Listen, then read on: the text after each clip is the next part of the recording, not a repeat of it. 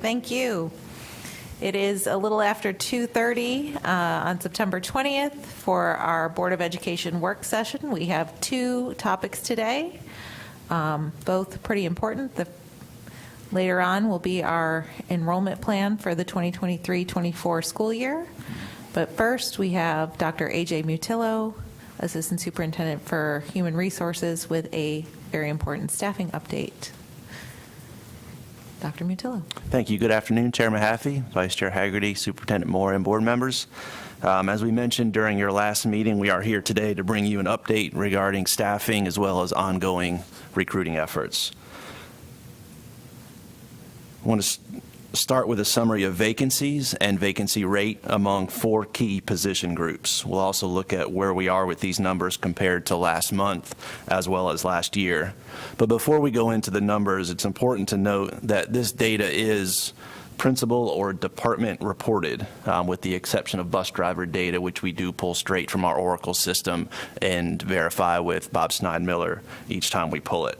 We collect this data monthly from principals and CNS services, typically during the first week of each month, but we have altered that a bit to coincide with the opening of traditional calendar schools as well as this board meeting today. Still, it's likely these numbers have changed a bit since we pulled them last week because numbers are very fluid. We are hiring new employees every day. When I looked last week, we were reviewing about 20 hiring recommendations a day. This includes teachers, but also other employees, so these numbers are fluid. Also, as a part of the reporting process, principals are asked to only report on current vacancies that they are trying to fill. Principals don't count positions for which they've already submitted a recommendation in those counts. So that's a little bit just about how the data is collected before we go into the actual data on the slide. So you can see, looking at the data, vacancy rates do continue to trend down from last month, but there were slight increases among general ed IAs, CNS, and bus driver rates. Compared to last year, we are seeing slightly higher vacancy rate among general ed positions and teacher positions overall. Last September, principals reported 274 vacancies, and this month they reported 343. The additional 69 vacancies represent slightly over 0.5%, though, so it's important to add that context because we do have 11,800 teaching positions across the district. So I think in terms of overall teacher vacancies, I would say that we are in a position similar to where we were at this time last year. And since January, we've remained steady with an overall vacancy rate of around 2.5% to 3% for teachers, with some spikes in July and August due to the volume, and the rate now has dropped again below 3%, and we are now 97% staffed among all of our teaching positions. The vacancy rate among special ed teachers positions is slightly higher than last year's September rate. Principals reported 31 more vacancies among this position this year than they did last year. But again, important to remember that that 31 is relative to 1,500 plus special ed positions in the district. Among instructional assistant positions, we are in a much stronger place than we were a year ago. I think this is in part due to your work in the improvement of the IA salaries. If you remember, at the beginning of 21-22, our instructional assistants made $11.80 an hour, and their starting salary this year is $7.20 an hour. And we're also in a much better place with CNS staff. Sorry, $17.20 an hour. Sorry. So we're also in a better place with CNS staff. Again, this is another group where we have seen improvements in salaries, and again, they've gone from $11.58 an hour, and now they're beginning at $16 an hour. So we are seeing our highest year-over-year increase among our bus driver vacancies, and it is important again to provide some context to these numbers. The current vacancy rate is based on a total of 882 driver positions and 267 vacancies, and this is truly the number drivers the district would need to provide optimal service to all students. But as Bob shared during the August 16th work session, routes for this year were built based on the number of drivers available, which is 615. So we've built 560 routes.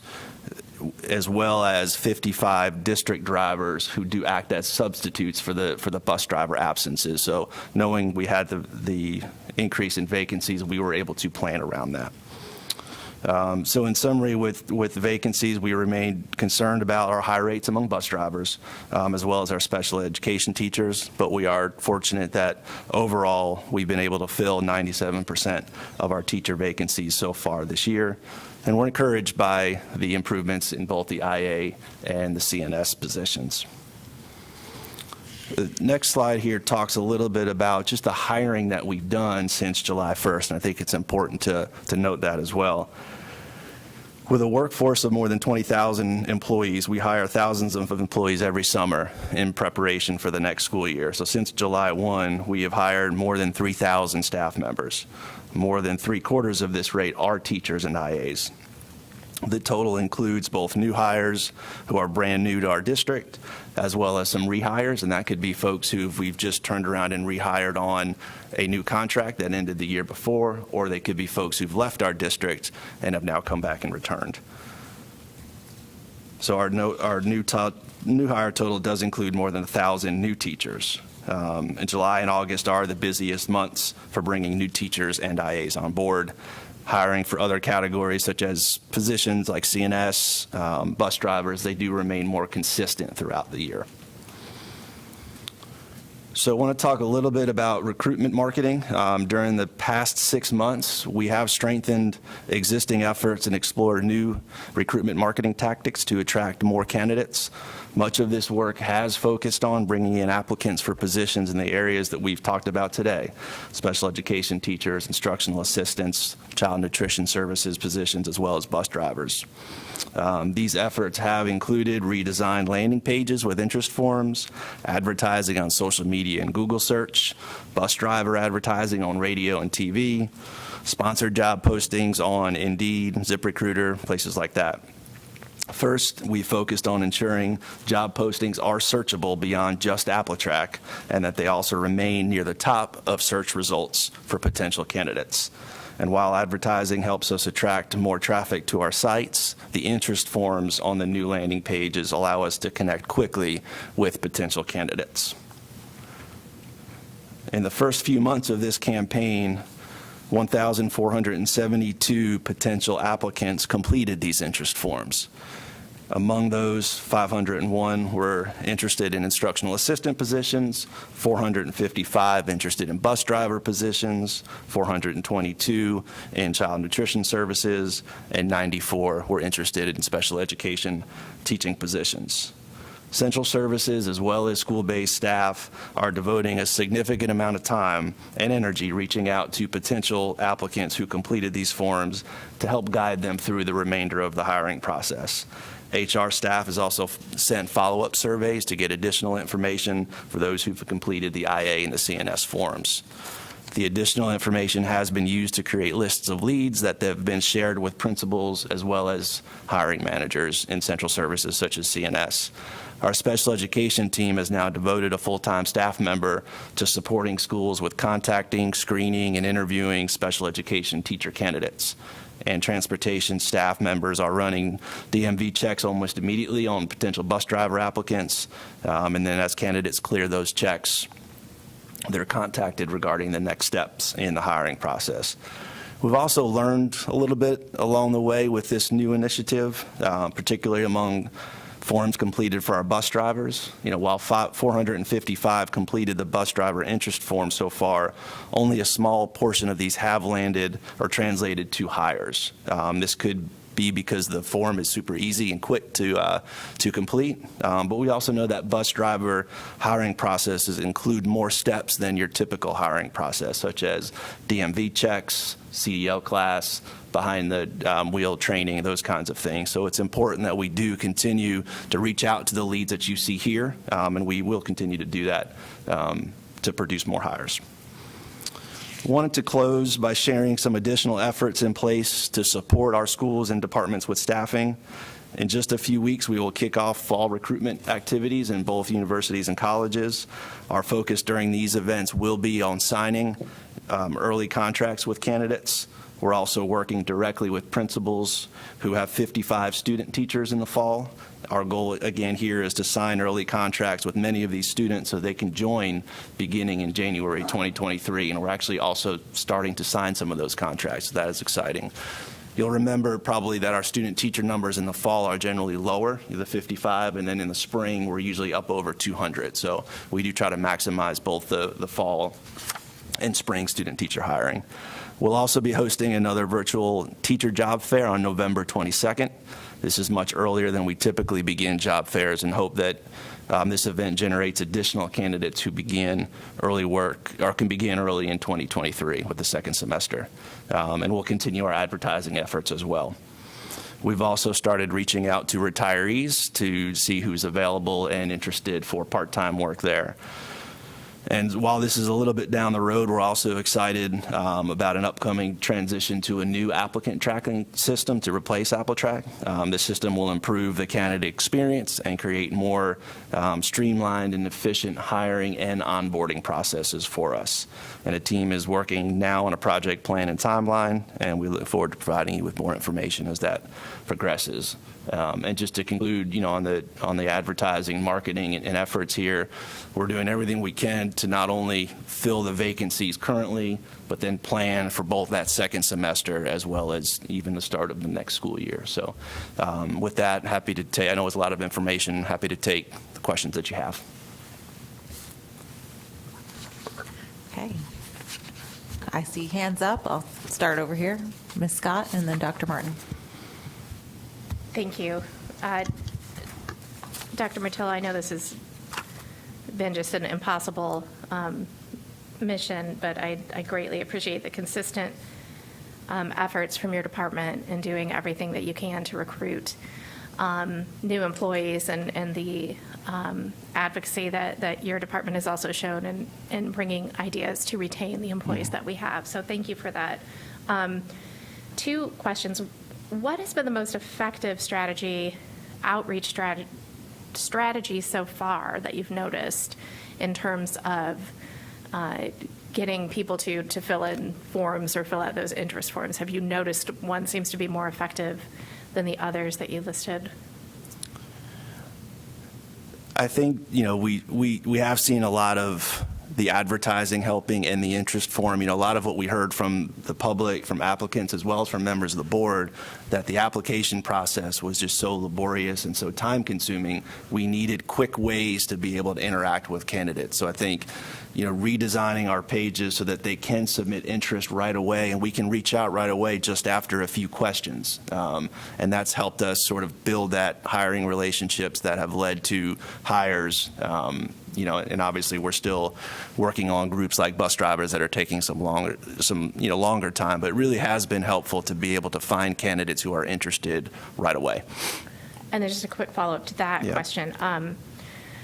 I know that we asked this before, but sometimes the physical requirement, the blood, I can't remember if we require basic blood work or just a basic physical, that sometimes that was a cost prohibitive, and even just finding a place that's available to offer that. And I wondered if that had been something that had been looked at, or possibly new partnerships in place. For our bus drivers in particular, because it is a more lengthy process, includes more steps, and becomes a more expensive process, we do cover the costs of the drug test, the physical, the CDL class. So we are able to cover it for all of those employees. We've not done it for every single applicant in the district, but that is a group that we focused on. Okay. I wonder if there's if that's something we could possibly look at to see with partnering with the health department or something, at least for applicants who maybe state that as a need, like that's one of the things that's preventing them from following through with the entire application process. So maybe not necessarily offering that as a blanket option for everyone, but if that's possible, to see if that could help or if that would be taken advantage of. And then my second question was to do with if we have any idea of if the legislature is going to be a little bit more lenient on retirees coming back to work. I know that was one of the things, Mr. Haggerty, I mentioned when the North Carolina School Boards Association was gathering information for lobbying. Superintendent Moore, you look like. Yeah, I have a little bit of an update there. I've spoken to a number of folks about, I think it's House Bill 399, that was passed a few years ago, shortly as we began the pandemic, I believe, the early days of the pandemic, that allowed retirees in high-needs areas or in high-needs schools to return after only 2 months off or something along those lines. That legislation expired at the end of June 2021. There have been some overtures about extending the deadline, not necessarily a new piece of legislation, but just extending the deadline on that existing piece of legislation. There are some concerns that have to do with the state retirement system and the viability of the state retirement system. Should you have a large number of people that return to the workforce? So that is something that I actually sat down and spoke with Tom Elkstrom, and I sat down and spoke with some folks from the state treasurer's office about it, to try to advance what actually are the options and what would need to be done. I've spoken about it to some folks at the Department of Public Instruction as well, to see if there could be sort of a multiple group advocacy around doing something like this. I think the other piece that legislatures go on is there were not very many districts that had very many employees that fell into the categories that the legislation allowed. My response to that has been that it was in the middle of the pandemic. And so there were a lot of folks that were wary of and not really interested at that time in returning, and it might be worth revisiting the legislation where we are now in terms of being back fully in person in schools and that sort of thing, and perhaps a more targeted effort on the part of districts to recruit with that ability that might be worth exploring. So the conversations have been held in a few places, but I'm not really sure that it's gotten a lot of traction at this point. Thank you, Superintendent Moore, for that updated information. And just, it looks like the General Assembly had made an exception. There was a teacher shortage in 1998. So this wouldn't be something new, and that certainly wasn't related to a pandemic. So I hope our friends on Jones Street will help us out. Thank you. Thank you. Dr. Martin? Thank you. Thank you for this information. As others have noted, this is really hard work to try to fill our vacancies. And just by way of information, I think this presentation is very useful, sort of pulling a lot of that recruitment effort together. I think it would be very useful to do a similar presentation on retention efforts. We've had a variety of bonuses that come up periodically. Bonuses are kind of short term, but a lot of the bonuses are even hiring bonuses, and that can be disincentive to retention. But I think one of our biggest keys to solving this problem is to make sure we retain our people, because every person you retain is one less position you have to fill. So I'd love to see a report looking at retention efforts and how things are working there by category, because retention of a bus driver is different than retention of a IA, is different than retention of a teacher, is different than retention of a principal.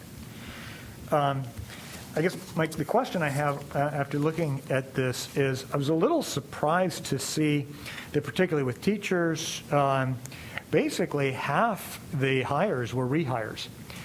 My question on that, now some of these are clearly, they were on a fixed term contract expire, we renew that, so I don't know what percentage of those there are.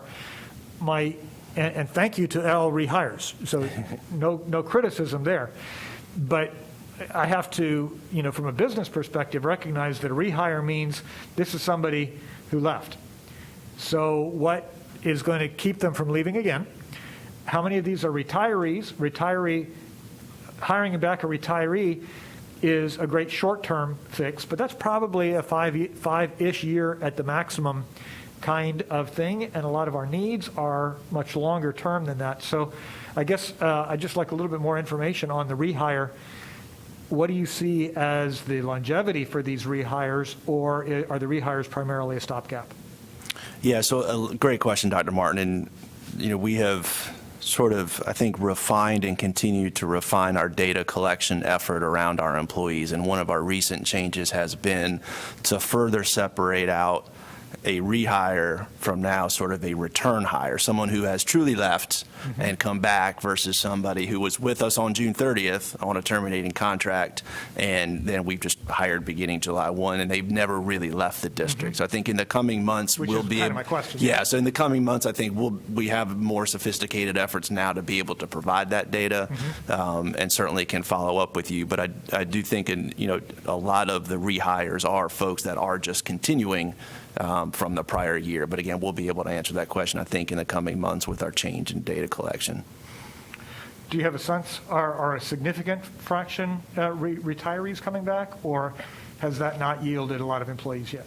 I don't think that's as significant. I think really, truly, it is mostly full-time folks who have returned or folks who have left to go to another district and come back. We still do see a lot of that. Thankful for the retirees that we do get, but I don't think that makes up a large majority of the rehires that we have here. But it is something we can pull data on for you. Okay, thank Yeah. you. It'd be appreciated. Yeah. Ms. Waters? Oh, thank you.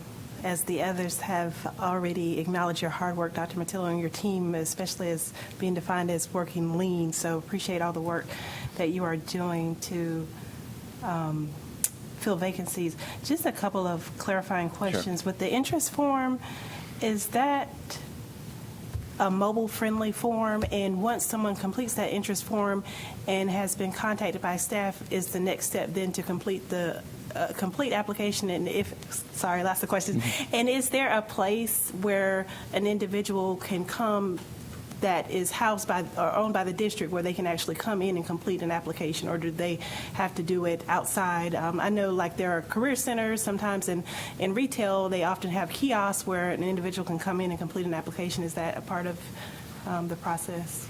Yeah, great questions, Waters. It is mobile friendly, and it sort of did solve our application, which it was not mobile friendly. So the interest forms, they can complete very quickly and easily, either on a computer or on a mobile device. And then from there, we are able to reach out and contact folks and help them through. So that's been the benefit of those interest forms. And while we do have folks who will come to HR and say, I need help filling out an application and completing it, and we're certainly happy to help them, I don't know that I'd say we have a concerted effort to make folks aware of that. And that's a good point to note, and one I think we can continue to promote a little bit. Okay, thank you. Yes, ma'am. I just had a few questions, and I think, Dr. Martin, you hit on part of what I had down here was about retention and feedback, particularly around bus drivers, since, they've received, pay raises prior to some of our other non-certified staff and have continued to receive pay raises and sign-on bonuses and, as you mentioned, assistance with their physicals or CDL license. And so hearing all that, it makes me wonder, then why are we not able to hire more, I guess, looking at it. I know this is an issue across the country, across many sectors, but looking at this particular chart, that's kind of what jumps out to me. And I was just wondering if anyone who's perhaps filled out some of those forms has provided any feedback about why they've stopped in the process or anything that might be worth sharing. Yeah, I don't know that I can point to that yet because it's still relatively new process for us, but it is something I think we can sort of ask about as we go through contacting these folks.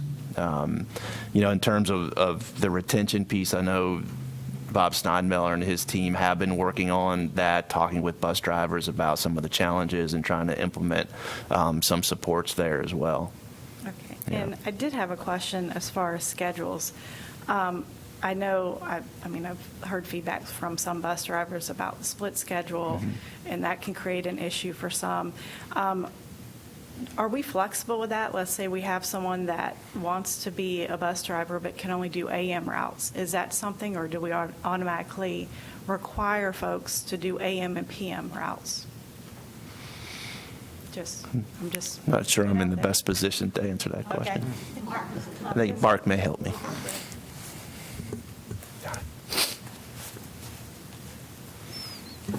Great question.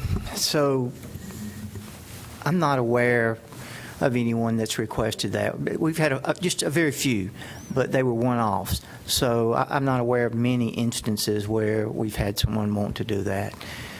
If there are people that are interested, we would certainly encourage them to apply. It would also come down to working with the staff schedules that they have at their school as well. But we're certainly entertain if they're interested. Okay, that's what I was kind of hoping to hear, just because I don't know if that might be a deterrent for some, because I've heard from some drivers that's why they just couldn't handle that split shift anymore, and what it doesn't sound like wasn't really clear about if there were other options. So I'm glad to hear there is possibly an option if there is an opening that can work with that. And I look forward to more information about retention efforts, and I do appreciate all this and all of the work that you do trying to recruit, because I do see stuff kind of all over and I hear about it as well. So thank you. Yes, ma'am. Mr. Haggerty.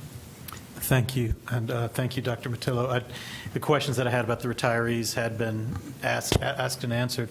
I was curious in terms of just some other strategies.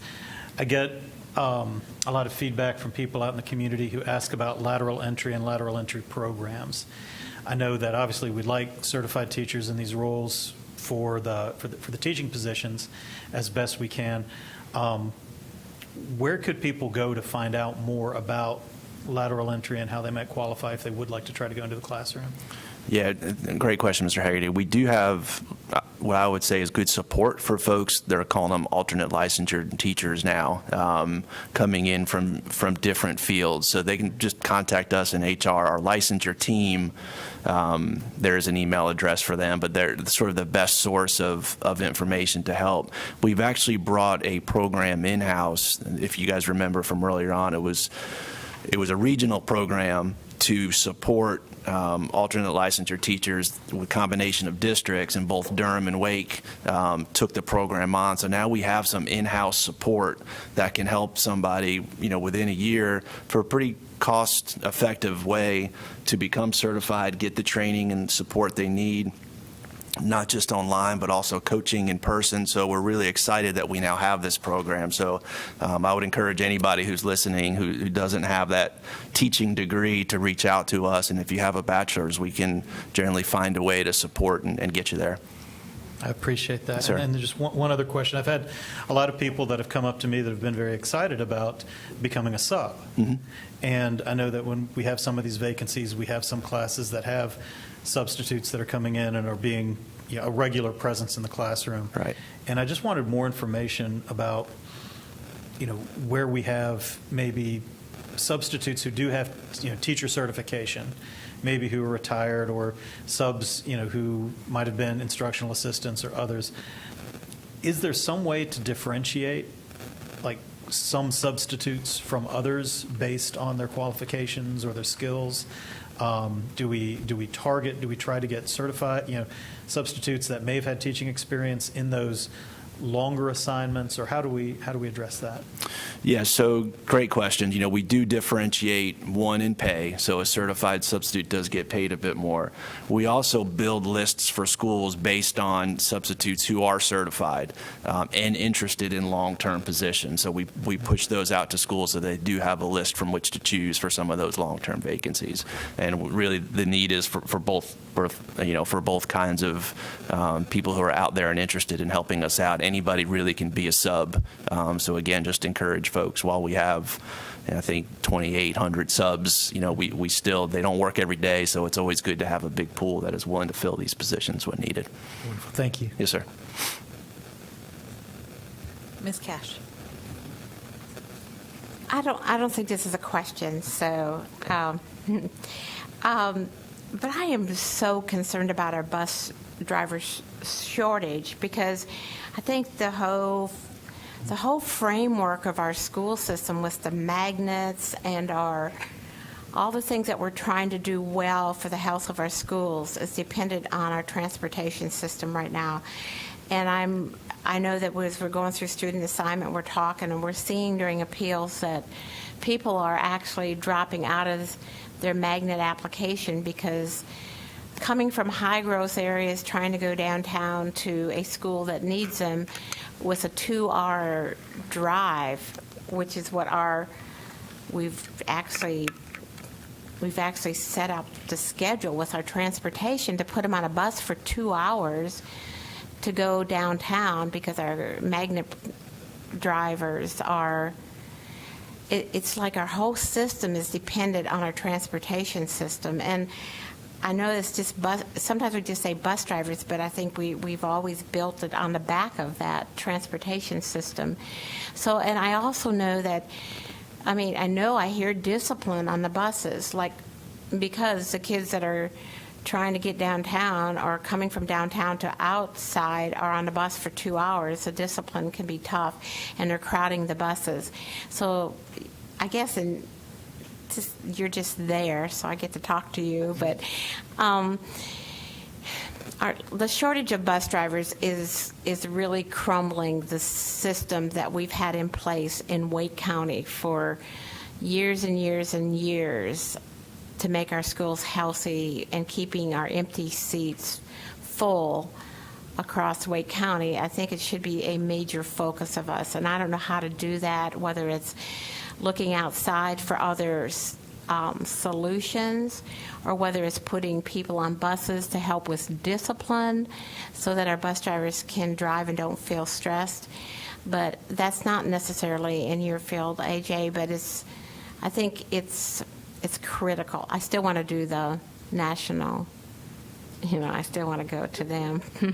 I'll just mention very quickly that everything that you're asking about, Ms. Cash, there are efforts and initiatives underway. For example, in addition to the work that HR is doing and the recruitment and the pay things that have gone in place, there are conversations about where and how historical assignment areas might be able to be revised in order to better support transportation efficiencies and meet district goals. And you'll actually hear, I think, more about that in just a little bit. There are also initiatives underway where we are identifying the routes that have the most issues with unruly students to try to, to start with where do we need the most help right away, and what can be done there. Area Soups are working on that right now with schools as well as transportation. So there is something underway, all of it, because if I can't get, if I have, 600 buses on the road or 700 buses on the road and I can't find 700 bus monitors, well, can I start with 50 and where might I need them? I don't know if we'll be able to find them, but we're looking at how we can You eat understand. that elephant. Totally. Yes. Thank you. All right, any further comments or questions? Ms. Johnson-Hostler. I was not going to start them here because they are unfortunately mostly transportation. My question around the alternative teacher licensure was already answered, so thank you, Dr. Matillo. So I guess and this probably isn't for you either. Sorry, you're sitting in this seat. It's probably for academics.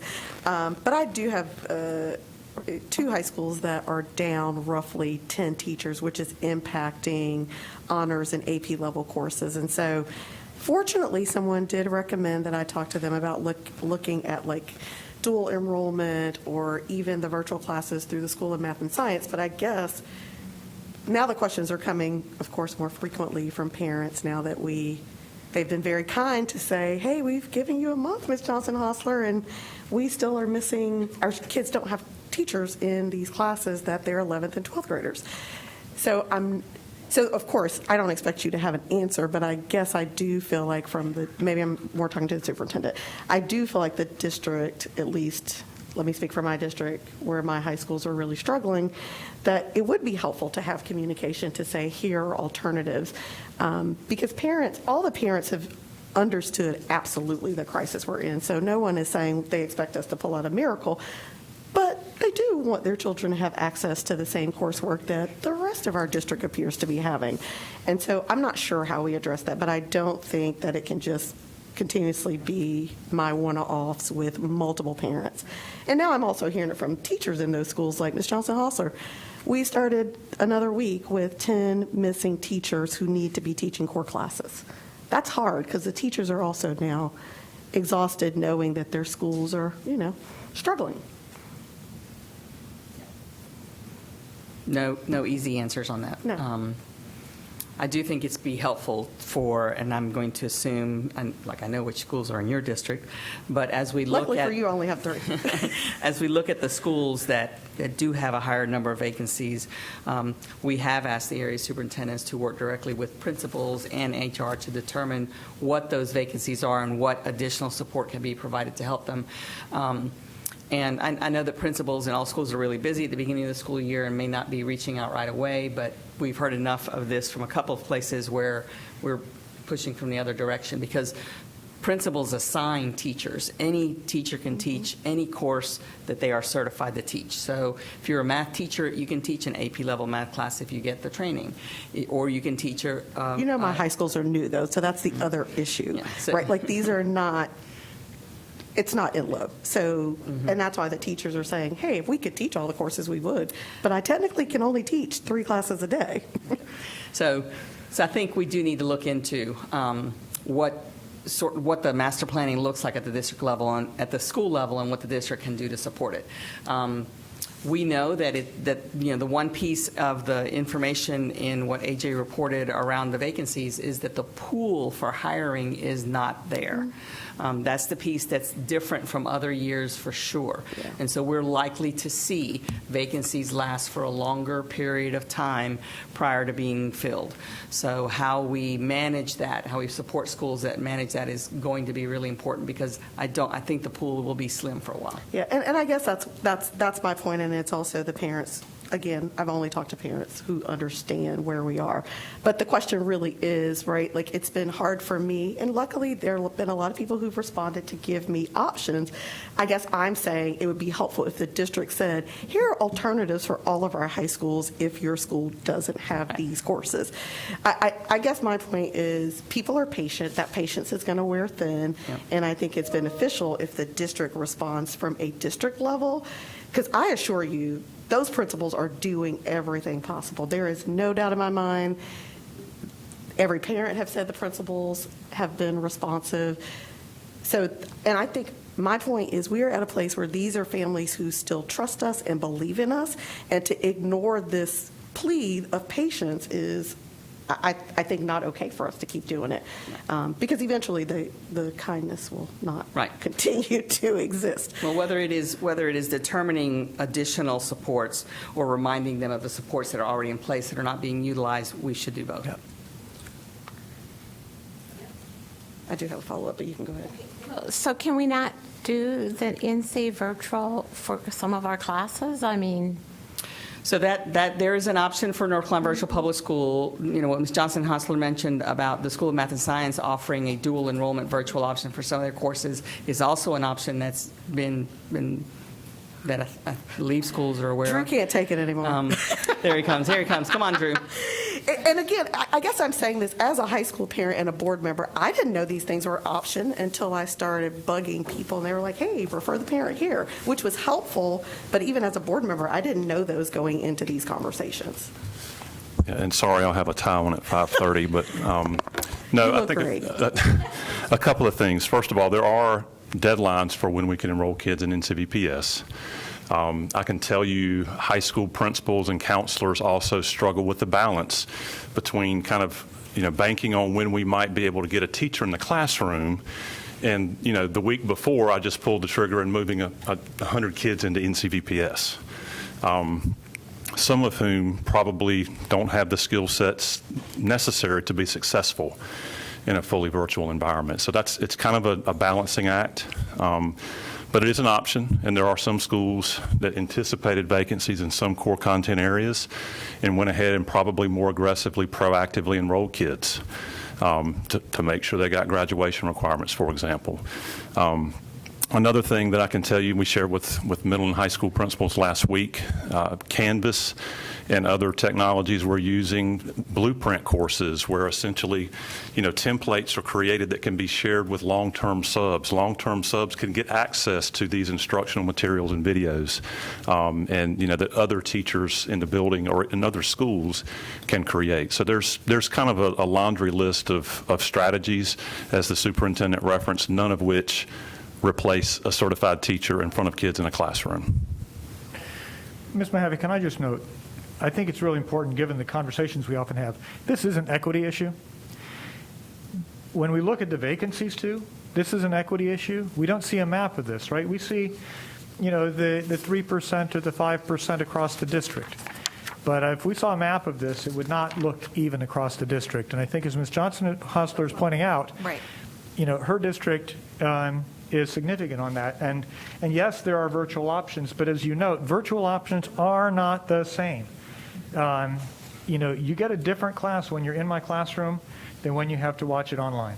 And if what we do is we say the kids from the schools that already don't have as many resources have to get the virtual, whereas the schools that already have more resources get the in-person, what we're doing is we're reinforcing that inequity, and we're not dealing with it. So policy or not, these are actions that we need to take to start to address equitable issues, because we're not doing it. Thank you, Dr. Martin. Thank you, Ms. Johnson-Hostler, for letting us pull that thread. Yes. I know you have follow-up questions. A different one, but I do appreciate my colleagues chiming in, because it is an equity issue. And again, while I certainly agree, and I think all the parents I've spoken to agree that it'd be best if their kids were in a class with a certified teacher, I just don't think we can keep saying that out loud, because it feels disingenuous knowing we're literally almost a quarter in. The cavalry's not coming, people, right? And that's where we are. And so I think to keep saying that to I can't keep saying that to families in good conscience, because it's not going to happen. And their kids are 11th and 12th graders. And certainly as a parent, I'd be yelling too. And so I guess my point is, I'm saying that you all have to be the cavalry. At the very least, you can send it to me. You don't have to send it to everyone, but it would be helpful to have documented what options are still available for families. What can they actually do before their children are applying to college or graduating, and have stayed with Wake County in a space where people are leaving us. I think we owe it to them. Let me say this, I owe it to them to figure out how to best answer these questions for families who still believe and support us. So, thank you, Drew. My other question, I think, it's for Mark, and he likely left. But I think he knows I was going to slightly ask this question. Similar to both Ms. Cash and Ms. Carter, of course, we're in the season where people are literally trying to help us come up with new ideas. So one of the questions I think Ms. Cash brought up last year, maybe, earlier in the last school year, given all the buses that we have, again, not you, AJ, so sorry you're sitting there, taking all the heat. I'll just talk to the superintendent. Given all the buses that are sitting there, I think Ms. Cash, you can tell me if it wasn't you, recommended that we have buses at the school for folks who do teach, or I think you were actually even saying APs were like, just let me drive the kids home. But I certainly am starting to hear it from other folks in the building who say, hey, I used to be a bus driver, but now I'm an IA. As an IA, I'm at school till 5 p.m. We got out of school at 2:15. Are there options? And I will say, I had two people say to me, they don't mean a bus that isn't serviced and ready to go. They mean a bus that's serviced and ready to go at their school, so that kids, and of course, I'm sure I'm not the only one getting emails that my kid has been at school since 5 o'clock. So I guess I'm also saying, I know that we like to say, this is how it should be because this is the best practice. We're not there anymore. And so while I don't know that this recommendation is answered, but I'm bringing it up again because you brought it up last time. And of course, I promised folks in the building that I would bring it up again as alternatives to actually help alleviate the crisis. It's not a fix that's going to be a fix for all our nearly 200 schools, but it will be a fix for a large number of our schools. Personally, I didn't realize how many of our folks went from bus driver to other positions in our buildings who still have their license that could truly be helping us. Now, to be clear, they didn't say they wanted a new job as a bus driver. They want to figure out, their preference was, at least if I'm driving the bus, I'm not waiting at the school, and neither are those kids, Right. for 3 hours after school has ended. So we are actually starting that. We're starting that with one person, one individual this week at one school, where where we will have the bus at the school for this person who does have a CDL.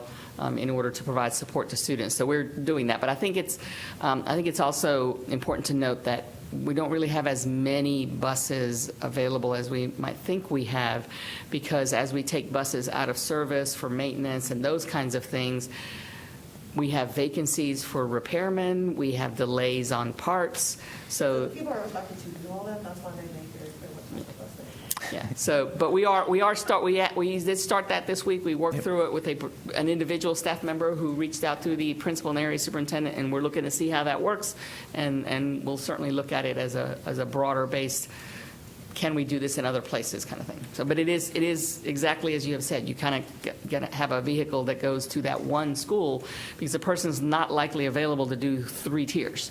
So, but maybe they can do 1 tier, right? And so if we have enough of those, that could provide some relief, yes.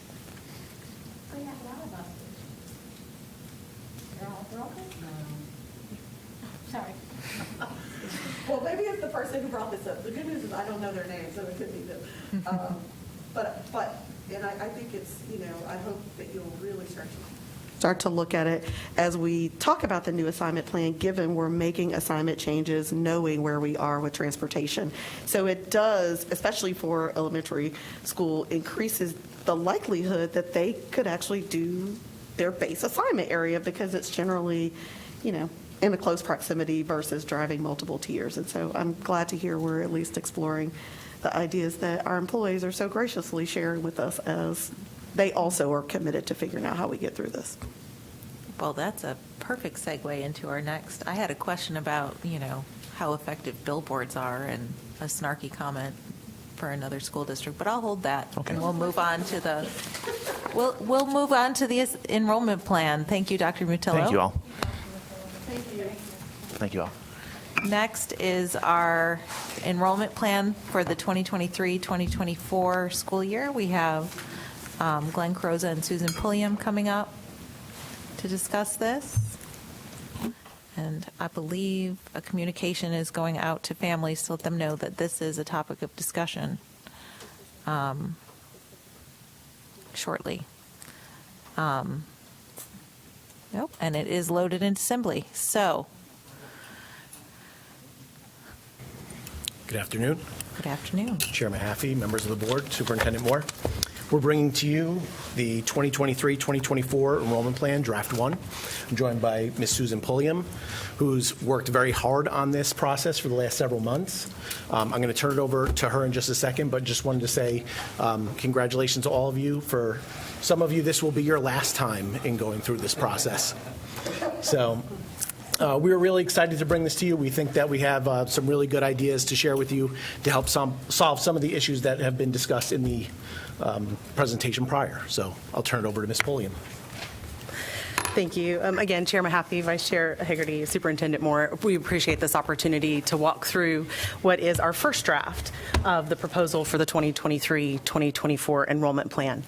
As Chairman Haffey mentioned, our communications department is going ahead and releasing information now so that families will receive this as you receive it, to include any links to our thought exchange and information about upcoming public information sessions. And we'll get into that as we go through. So the reason that we're here today is to essentially share with you our first draft. Our goal today is really just to share information, walk through staff's recommendations and proposal, and then start to gather feedback in preparation for a second draft that we plan to bring back to you in October. We always like to start with a reminder about the school board policy that drives this process, and of course that is Board Policy 4150. As a reminder, the areas of student achievement, stability, proximity, and operational efficiency stand as the 4 main pillars that guide our process. We always like to remind everyone that no one pillar is more important than the others, and that they all must be considered in concert as we make any recommendations or decisions moving forward. So today, we'll provide you with some updates. As a reminder, we did meet with you in May to have an initial conversation about getting prepared for this process, and we want to provide you with some results of the input and feedback sessions that we held prior to today. And we'll also talk a little bit more about where we are with our current list of CAP schools, and just a reminder about particularly the next 7 years of the capital improvement plan, to be thoughtful of how those might impact any recommendations we make for the coming school year. We will then go into our enrollment plan recommendations, review a timeline and next steps, and then we'll just briefly recognize that there is an addendum here for families and people at home that allows them to see the maps with a little bit more clarity. So let's start with our updates. If you'll recall, in our conversation in May, we promised that we would start by engaging the public prior to this session as well as post. And so what we did is we ran a thought exchange toward the end of June, from June 10th to June 29th, with the core question: what are the most important factors for a school to be a good fit for your family? We had well over 2,800 participants with this thought exchange, so we were very pleased with the turnout. We're looking for even more in this next go-round. We ended up with a total of 2,579 thoughts. And as you can see here on the slide, we had a range of participants, a heavy percentage identified as parents. They could choose more than one. So if I'm a parent and a teacher, I might have selected both. By way of example, we did have a handful of students engage in the process. We hope that more will do that this go-round as well. With the 56,248 ratings that we saw, as a reminder of how Thought Exchange works, the individual can sort of create a virtual Post-it where they put an individual thought, submit it, then maybe send another thought, an idea, and then once they've kind of moved through that process, they have the ability to review all of the thoughts in sort of random order that have been posted, and they're asked to give it a star rating anywhere from 1 to 5 stars. When they went through the star rating process and we sort of looked at the words, looking on slide 7, you'll see a word cloud here that sort of demonstrates the affirmations behind certain terms. So the size of the term here represents how high of a star rating it got. The larger the word, the closer to 5 stars it received as an individual word within a thought. Helpful, but we want go a little bit more nuanced. So as you look at slide 8, you'll see that we now have arranged the thoughts into themes. So what you're seeing here is thoughts that sort of align with the concept of having high quality staff. Those received a total average rating of about a 4.2 on that 5-point scale, and that was the highest rated theme for this particular thought exchange. You'll see that safety received a similar rating. Education quality and good communication received around a 4.1, a negligible difference, honestly, from a statistical standpoint. But what you're seeing here is what I think we all would assume is that high quality staff, high quality education, high quality leadership, that's what I consider to be a good school for my student. So that, I will happily say, does not surprise me. You'll see kind of coming into the middle topics like good communication, community, a sense of community at my school, being close to my school, that proximity sort of standard, stability of assignment, those sort of had an equal rating. Other top affirming sort of star getters were concepts of special education, calendar and calendar continuity, and diversity. You see the miscellaneous column over to the right didn't really fit into any of those natural themes, and so that's where those comments go. So based on that information, we looked at the sort of evaluations related to high quality school, high quality education, student achievement. We really wanted to pinpoint what do families mean when they say those things. So we worked with our data research and accountability department and looked at both the concepts of education quality and proximity, since they both had relatively high ratings in their scores, and asked them to help us with some focus groups. We held 3 separate focus groups with between 6 and 10 participants. So we want to start by saying, let's be cautious. This is a small group of people, so we need to be careful not to overgeneralize these results. However, as far as parent focus groups go, we kind of had the most. So we had a really good participation from a focus group standpoint. What we heard from these focus groups, generally speaking, were 4 key takeaways. First, clear communication is important, not only from schools, but from the district. When it comes to the student assignment plan, make sure we understand why you're making the recommendations. You kind of got the sense, we live in a high growth area and things have to shift. Just tell us why me, is sort of that idea here. In addition, we saw an interesting perspective related to the year-round calendar and proximity. When confronted with a question related to how do we hit that proximity desire while recognizing that sometimes your closest school is really crowded, we did get some feedback that converting to a year-round calendar was seen as less unstable, hate to use a double negative, but less unstable than perhaps capping or reassigning. Interesting piece of information. Again, we have to be cautious. It's a small group, but we'll continue to pursue that sort of line of thinking. And then proximate school assignments, we kind of asked, why is that so important? And what we really got was that idea that if it's proximate, I can probably participate more as a family, as a parent, as a guardian. And there's a perception that that then would increase student achievement. And then when we get into the strong educated teachers, that just aligns with the overall concept of quality staff, is that if we have strong educated teachers, that's going to be a really good environment for my students. So taking that into consideration, we want to move forward with more public engagement post today. In fact, the thought exchange is actually open now. So those families that have that email and are receiving those links, they'll see that link to the thought exchange.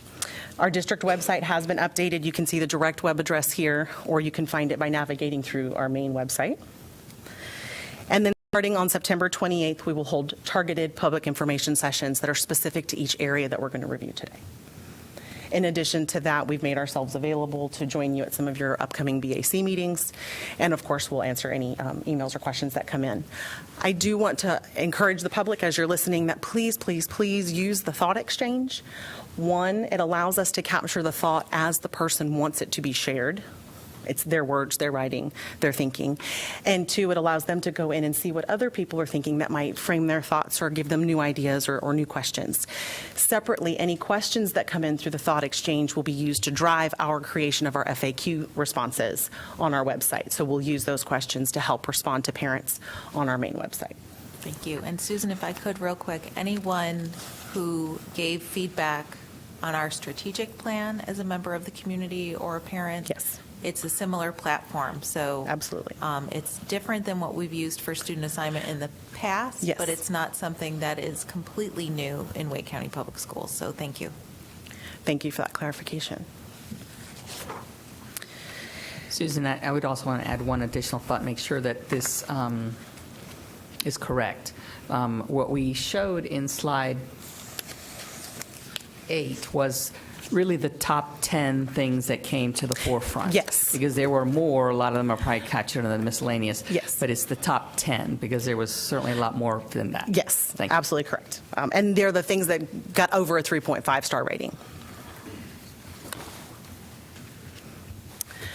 Moving on to page 12, then, we do want to take a moment and just remind everyone of which schools in the district are currently capped. What this means for families who are unfamiliar with this term is simply that the school has an identified enrollment value, that when the school hits that number, we consider it to be so crowded that any new families moving into the base will need to be assigned to an alternate school that has already been identified by the board. We call those sometimes internally an overflow school. And so these are schools that have those types of caps placed on them. It doesn't necessarily mean that they are what I would call actively capping. There might be one or two schools on this list where they haven't hit that number just yet this school year, and they're still able to enroll students that might move into their base, but the large majority are what we would call actively capping, meaning any families that are moving new into those base attendance areas are being assigned to an alternative school.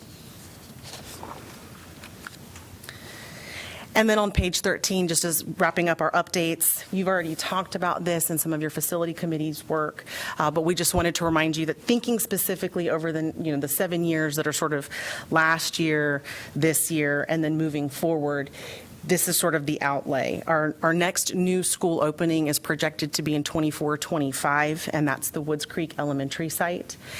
It will finish construction prior to that date, but will serve as what we call a swing space for Baucom Elementary as Baucom undergoes its renovation. Then the sort of not remaining, but a large majority of the remaining schools over the next few years are scheduled to open in 25-26. And then we do have an unnamed high school in the Morrisville area that is currently projected to open in the 27-28 school year. We do want to draw everyone's attention to the note at the bottom of the page that based on market volatility, there is a potential that some of these project schedules can change. But for now, this is the plan that we're working with as we make recommendations for next year. So in providing these previous updates, you'll find that the following enrollment recommendations that we're going to share with you take into account guidance from our board policy 4150, the input and feedback gathered to date from families, community members, and the like, our need to address capped and overcrowded schools while being mindful of future new school sites, and our need to support improvements in transportation efficiency, as you were talking about in a previous topic today. We'll start with our base assignment changes. And so we'll start with an overview. On page 16, you'll see an overview of the elementary schools that are potentially impacted by our current set of recommendations for base assignment changes. The schools in the left-hand column are the schools that would potentially be losing students to a new school site or a different school site, and then the receiving schools would be those that would be bringing in those students. You can see on the map a general distribution of where those assignment recommendations are located throughout the county. On page 17, you'll see a similar outlay for our middle school base change recommendations. And then on page 18, you'll see another list that references high school areas that are being recommended for base assignment changes. So let's dive in. You will see that the slide deck has been organized into 4 different regions, and these align to the public information sessions that we will host. That way families can kind of figure out which one they'd like to attend based on the schools that are impacted. So beginning with our Southeast Raleigh, Eastern area, and Northern areas. Our first base attendance recommendation involves assigning students that are currently at Barwell Road Elementary to Walnut Creek Elementary. The image on the left will sort of orient for all the future slides, will represent the current base attendance areas for the 2 schools, and there'll be a sort of pinkish red circle highlighting the area that's being recommended for change. Then the image on the right will show you the resulting 2 maps if the recommendation were to go forward as recommended, or to be approved as recommended. To orient you on the map, Walnut Creek Elementary is just below 40 and 440 where that merge happens. So the 2 yellow highlights that you see on the top left corner represent the sort of the belt line, and then 40 extending down south. The area that is circled roughly represents the majority of what is being referred to as the Old Town area, the Old Town division that's being developed, subdivision that's being developed. And so the recommendation would be to assign that from Barwell Road Elementary to Walnut Creek. The recommendation is being based on reducing crowding at Barwell Road, to better utilize Walnut Creek Elementary, and to prepare for the future development that is projected in the Old Town site. Page 21 shows the projected results in population, and here as we look at this first screen, the top row represents if we do nothing, and we take into account developments that have been recorded and what we see being projected moving forward in terms of enrollment growth in those attendance areas. The lower set of tables represents if all students impacted grades K through 5 were to go ahead and take that assignment in the first year. And I say that because later on we'll talk to you about recommendations related to stability, which will indicate that we might not see that big of a change in the first year if we were to be a little bit more generous with our stability rules. We do need to caution that Barwell Road, of course, we would need to keep an eye on because it does, while it does provide some relief, it's not sufficient for long term. Looking on slide 22, you're going to see a combined approach for moves into Southeast Raleigh High School. We've got 2 separate areas that we're looking at to assign from Broughton and Enloe into Southeast Raleigh High School, as well as from Garner into Southeast Raleigh High School. The circle toward the middle of the map on the left represents the area that currently is the base attendance area for Southeast Raleigh Elementary. The large majority of it is currently assigned to Broughton High School. There is a small sort of antenna-like projection up there to the east that is assigned to Enloe High School. The recommendation would be to take the entirety of the Southeast Raleigh Elementary base. It is already assigned to Centennial Middle, and then bring it into Southeast Raleigh High School to complete that Southeast Raleigh assignment feeder pattern. The second circle that you see to the lower or more southeastern portion of the map represents that same move we just talked about at Walnut Creek, aligning it so that it goes Walnut Creek, Southeast Raleigh High School. So it just brings those 2 areas together. The area for Old Town is largely undeveloped, so therefore it won't impact very many students, but of course the Southeast Raleigh Elementary is an existing school site, so there will be students involved. This helps to align the feeder pattern, as well as to better utilize Southeast Raleigh Elementary, and of course align the feeder pattern for Walnut Creek. The resultant slide on page 23 shows you the combination of all of the moves together. So if we were to bring in the areas from Broughton, and Enloe into Southeast Raleigh High School and that small area from Garner into Southeast Raleigh High School, the resulting impact across the schools would look like this. I just wanted to add that when you look at the capacity with trailers, while all of these schools on this slide do have trailers, not all schools have trailers, but they're reported in that column. We just give the maximum capacity for the school. When we report the capacity with trailers for schools, that's the maximum capacity for that school site that has trailers on it today. There may be some schools that report capacity there that don't have trailers on their campus, but that's just their maximum capacity.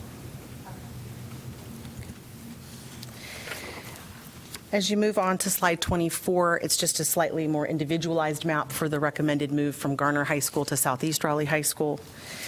And then the map on 25 is an individual map looking at that area from the Southeast Raleigh Elementary base from Broughton and Enloe into Southeast. So they're just more detailed, sort of zoomed in maps for those two recommendations. And for our friends that are accessing that base locator lookup tool, there are a lot of folks accessing the website, so we're trying to make sure that that stays back up. But if you follow the presentation, you will get some of this information as well. So, A lot of traffic. Okay. Thank you, Chair Mahaffey. If we move to slide 26, I do want to clarify, this is, the blue represents the current Broughton High School base, and that sort of orangish triangle right there in the center of the image on the left represents a portion of Sanderson High School's base. The feeder pattern currently is Root Elementary, Moore Square Middle, Sanderson High School, with the moves that are being recommended out of Broughton into Southeast Raleigh. We feel there's sufficient capacity to bring these students into Broughton High School. So this would be to attend a more proximate school as well as utilize that sort of newfound capacity at Broughton with the move that's being proposed on the previous slide. Fixes from elementary to high, middle high. Is that all in this presentation somewhere on a page? Can you clarify? Like you're saying this brings Southeast Raleigh Elementary, all of those kids into one high school or all of them into one middle school. Is that in this presentation, like on a page? No, we don't have a separate slide. That's just a follow-through from the last several years where we've moved. When we opened up Southeast Raleigh Elementary, we had staggered a move into the middle school to Centennial Middle School, and now this is the final move of that cohort now moving to 9th grade. We would now be moving them to the high school, Southeast Raleigh High. So is there a way somewhere down the road that we can see how all this cleanup from the elementary to middle to high, We can certainly add a slide for draft 2. you know, Yes. give us a Absolutely. Thank you for that. if anybody else. Yep. Okay. Looking at slide 27, then this would show the overall impact of not only this recommended move into Sanderson, but also you can see the note at the bottom. It takes into account both sets of moves. So if one were to be separated, then we would adjust the numbers here. Moving to slide 28, we start moving into the sort of eastern region of the county, and we're looking here now at a move from Beaver Dam Elementary to Forestville Road Elementary. The area in pink represents the Beaver Dam Elementary base. The yellow line that's sort of cutting between those two areas represents 540. The green area then represents the Forestville Road Elementary base. There is some new development that's taking hold in that area. For people familiar with the area, one of the major developments used to be the Wilmar Golf Club and has been sold for subdivision and is being developed now. So the recommendation is to take these mostly undeveloped areas of land from a capped school and assign it to a nearby school that has available capacity. There is an existing neighborhood in a portion of this recommendation, so some students would be impacted, but largely it's undeveloped land. The recommendation is being made to reduce overcrowding at Beaver Dam, which is one of our capped schools, as well as to better utilize the capacity available at Forestville Road Elementary. As you can see on slide 29, this puts both of them in a good position to absorb the growth that's coming over the next couple of years.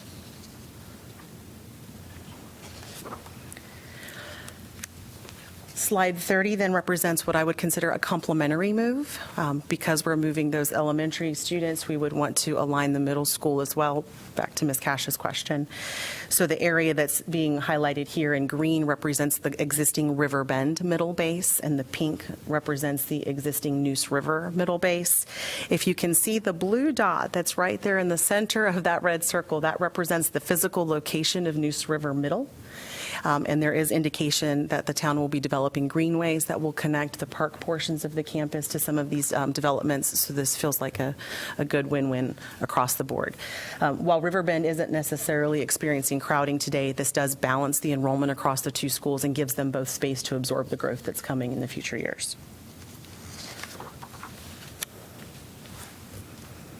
So looking at slide 31, you can see where that balances out the enrollment a little bit better between the two schools and does give both of them some space to absorb that growth that's coming. On slide 32, we come a little bit south. It's still in that eastern area. The yellow represents Hodge Road Elementary. The blue represents Nightdale Elementary. The yellow line that's sort of dividing the two represents the existing 540. If you're familiar with the area, it stops right now currently at I-87 at that location, but the future 540 would extend logically down toward the south in that same space. The highlighted area that's being recommended for assignment from Hodge Road to Nightdale Elementary does have some existing neighborhoods, so it would provide relief. Hodge is currently crowded, over-enrolled, and this would provide some relief for that campus. You'll notice there's a separate section that's also Hodge Road that's just below the area that's being recommended. We wanted to be cautious not to move too many students too fast, and also to get a better indication of what development might look like in that area once 540 completes before making a recommendation for that area. But there is a chance over time in the next couple of years we might look at that area for movement as well if Hodge continues to experience the crowding that it has. As a reminder, Hodge Road is one of our magnet schools with an immersion program, so reducing the crowding will also support our magnet goals as well. Take us there. On page 33, you can see that this recommendation does provide relief somewhat immediately for Hodge Road, but we do need to continue to look at it long-term as that crowding will persist with the current development patterns in the area. Moving on to slide 34, we're now moving up into the northeastern region of the county. The somewhat yellowish colored area represents the Wake Forest Elementary base. The more tan color / brown color represents the Heritage Elementary base. The area that's being recommended for assignment from Heritage Elementary to Wake Forest Elementary represents a development that has yet to start. And so we're looking to assign that into Wake Forest Elementary prior to the development kicking off. And that way it'll better utilize the facility at Wake Forest Elementary. And there's a good chance that the roadway networks in those areas will be connected, and so these might feel like they're the same neighborhood. As you can see on slide 35, right, in the short term, because it is a development that's yet to build out, it's just going to show some balance between those two schools, but over time it'll take advantage of that capacity at Wake Forest Elementary. Slide 36 then represents, again, another one of those complementary moves that because we're moving the elementary students, we would also move the base assignment for the middle school as well to make those match. So what you're seeing is a recommendation to move that same attendance area from Heritage Middle to Wake Forest Middle.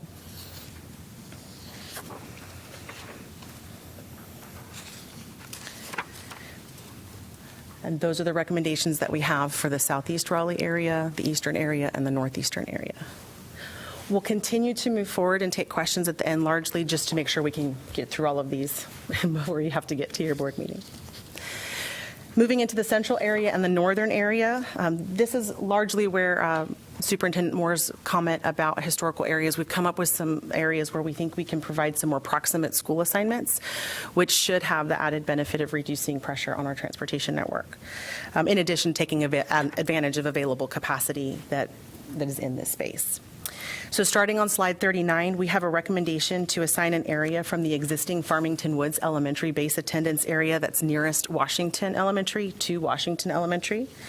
If you look on slide 40, we have a zoomed-in version of that map, so it's a little bit easier to see the specific area that's being recommended. The dark line that's running between those two attendance areas is South Saunders Street, and then 40 would be the yellow line that's at the southern edge of those two areas. Recognizing that Washington Elementary is set for a renovation a few years down the road, we did want to be cautious not to assign too many new students to the campus. Once the renovation is complete and we're fully aware of what that new capacity might look like, we may come back to you with additional recommendations in the future. So this move is being recommended for a more proximate school assignment as well as for transportation efficiency.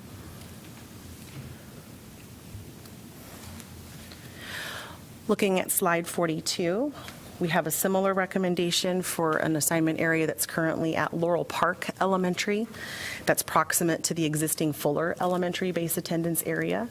And so we are recommending that that attendance area be assigned to Fuller Elementary. This will better utilize the newly renovated full-size capacity at Fuller Elementary, as well as assign families to a more proximate school, which will support transportation efficiencies.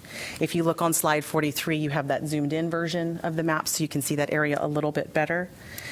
The darkish line off to the left represents South Wilmington Street, where it comes down there and crosses 40. The sort of arced line that's coming in from the top represents South Wilmington on the breakout side where it goes back over towards the Capitol building. The upper and lower boundaries of that green highlighted area are Martin Luther King Jr. Road and South State Street, to just kind of orient you into where we are within the city. As you can see on slide 44, this does allow us to take some advantage of that new capacity at Fuller. We can fill the remaining capacity with magnet applications, and it does free up some space at Laurel Park for supporting some of our western area schools that are experiencing some crowding, and allows them to take on more application students as well.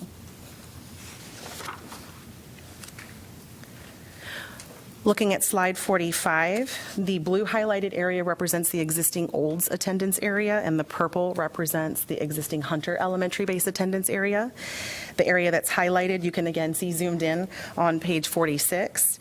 This recommendation is being made to reduce overcrowding at Olds, to assign students to a more proximate school, as well as to support transportation efficiency. The boundaries here, just to orient you, the northern edge of that blue space is East Davie Street, and the southern edge of the largest portion of that is Lenore Street. And then the western edge would be Southeast Street, just if you're not familiar with the location. Looking on slide 47, you can see this does provide some relief to Olds Elementary while taking advantage of some available capacity at Hunter.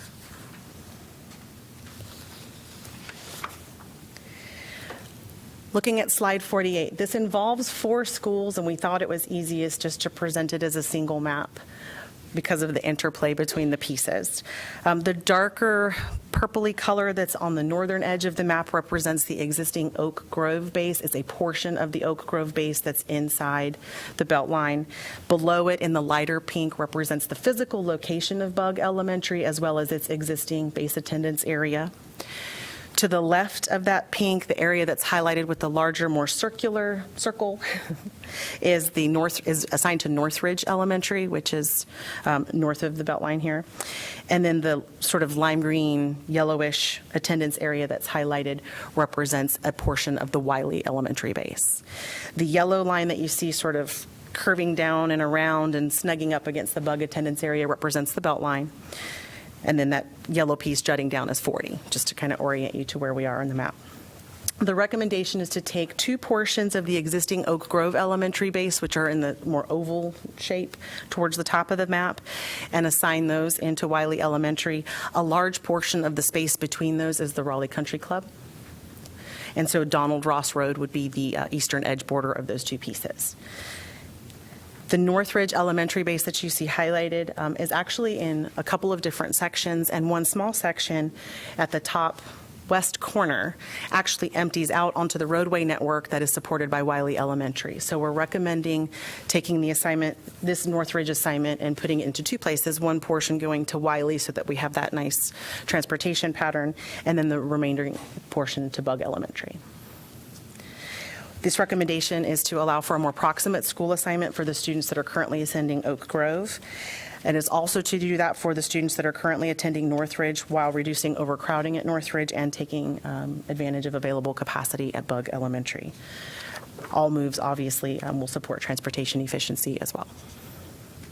If you look on slide 49, you can see the overall impact between the 4 schools if all moves are taken together. They can be split apart, and we can look at them separately, but as presented, this would be the overall impact on the schools. Looking at slide 50, we're now looking at the complementary moves for those elementary moves to align them to a more proximate middle school. So the recommendation would be to take the areas that would be assigned to Wiley Elementary and assign them to Oberlin Middle, and then to take the sections that are assigned to Bug from West Millbrook to Ligon Middle.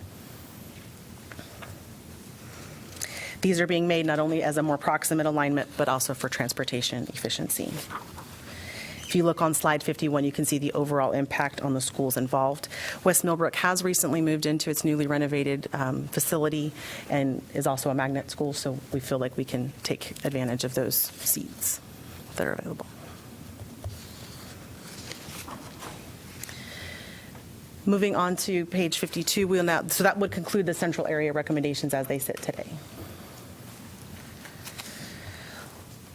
Looking now at the southeastern area and the southern area, starting on slide 52, this sort of takes us into the Garner and Fuquay areas. Slide 53 is a recommendation related to Bryan Road and Aversboro Elementary. Bryan Road Elementary is currently at actually slightly above capacity today with its current enrollment, and the growth is continuing from the development perspective in their current base attendance area. The recommendation that's being made is to take the highlighted areas in the existing Bryan Road Elementary base and align them to Aversboro Elementary.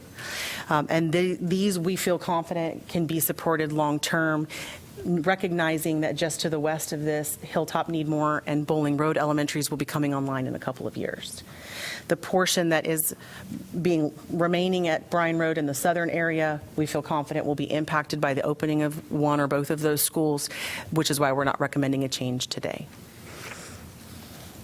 To orient you, that sort of dashed line on the far right represents our boundary with Johnston County. So again, this recommendation is being made to reduce overcrowding at Bryan Road and to better utilize available capacity at Aversboro Elementary. And on page 54, you can see the projected benefits of this proposed move. And this would allow us to, if you'll recall, 25-26 was that year where a lot of new elementary schools were coming online, and those would support the continued crowding at Bryan Road as well. So we'd be coming back to you with this area in a couple of years. On page 55, we're making a recommendation to assign some areas out of South Lakes Elementary into Fuquay Elementary.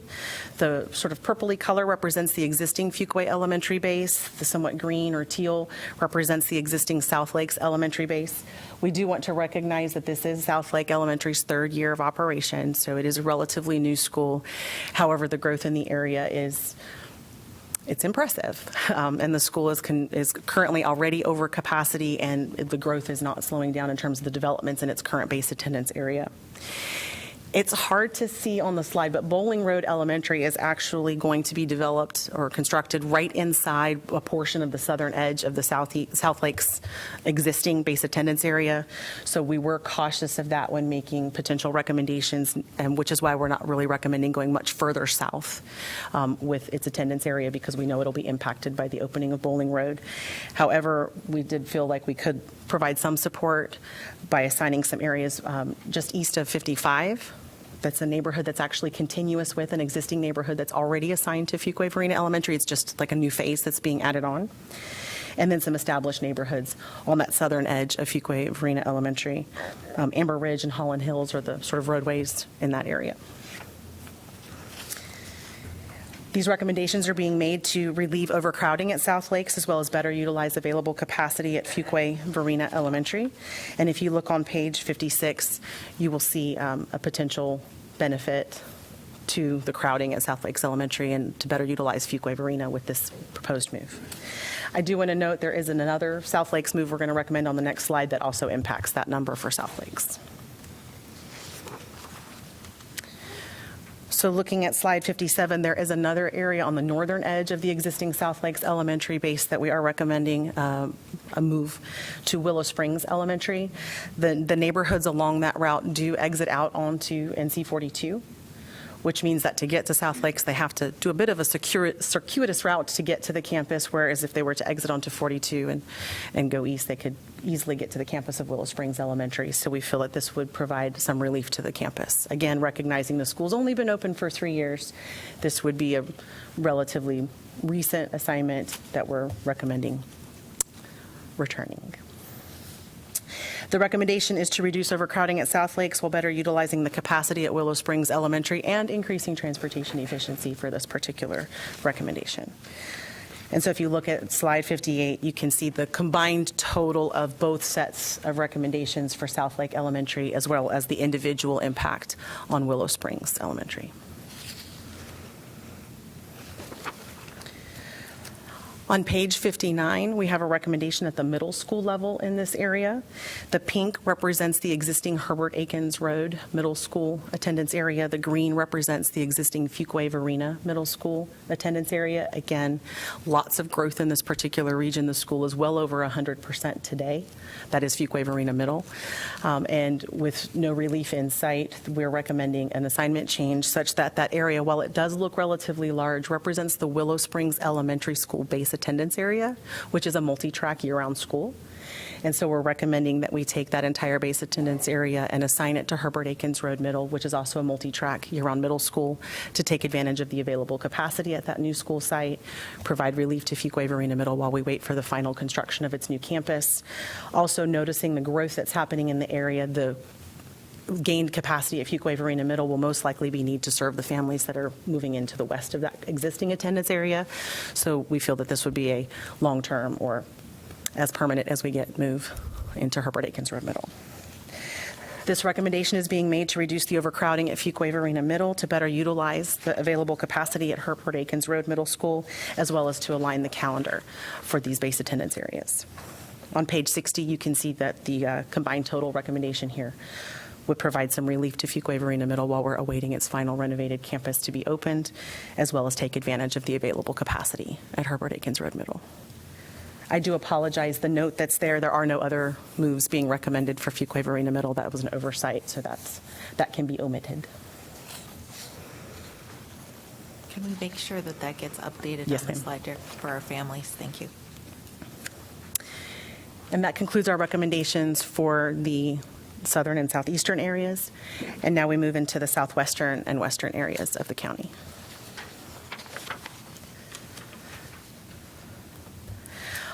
On page 62, you'll see a recommendation for an assignment for an area that's currently attending Dillard Road Elementary into Adams Elementary. The darker tannish brown color represents the existing Adams Elementary base, where the blue represents the existing Dillard Drive Elementary base. This school, Dillard Drive Elementary, is experiencing some crowding. It's also one of our magnet immersion schools, and so we need to relieve that overcrowding.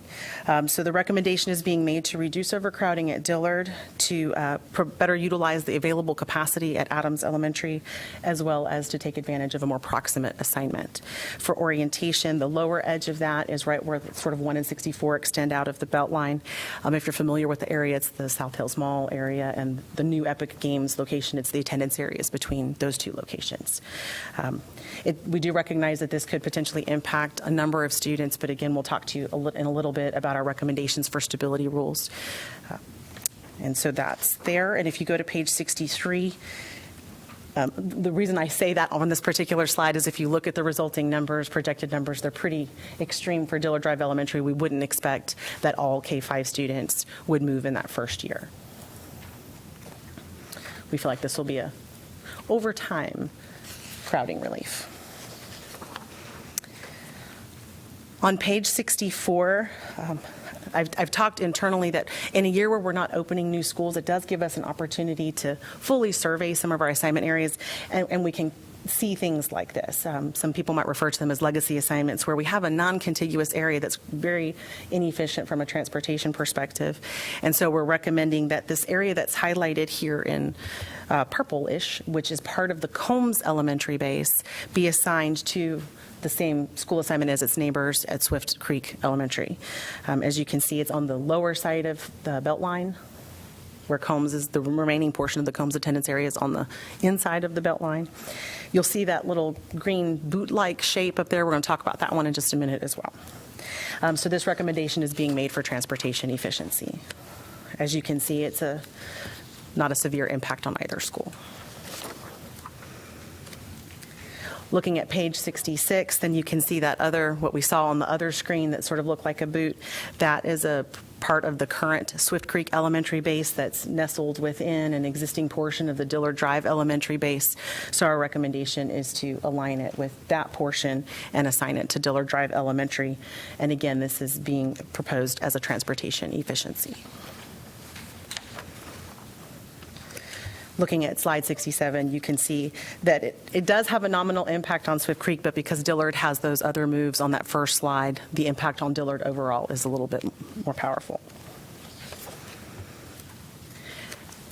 Page 68 is another one of the complementary moves. So because of those two recommendations, we would follow up with a recommendation to align the middle schools for those two attendance areas as well, such that the portion that is below the Beltline that's currently assigned to Centennial be assigned to Dillard, and the portion that's nestled in the Centennial middle base that's currently assigned to Dillard be assigned to Centennial. And again, these are being made as a complementary recommendation as well as for transportation efficiency. And as you can see on page 69, it's not a severe impact either way on either of those schools. And then on page 70, similar to what we showed you for Southeast Raleigh High School, we have a set of recommendations related to Apex Friendship, Apex, Green Hope, and Cary High.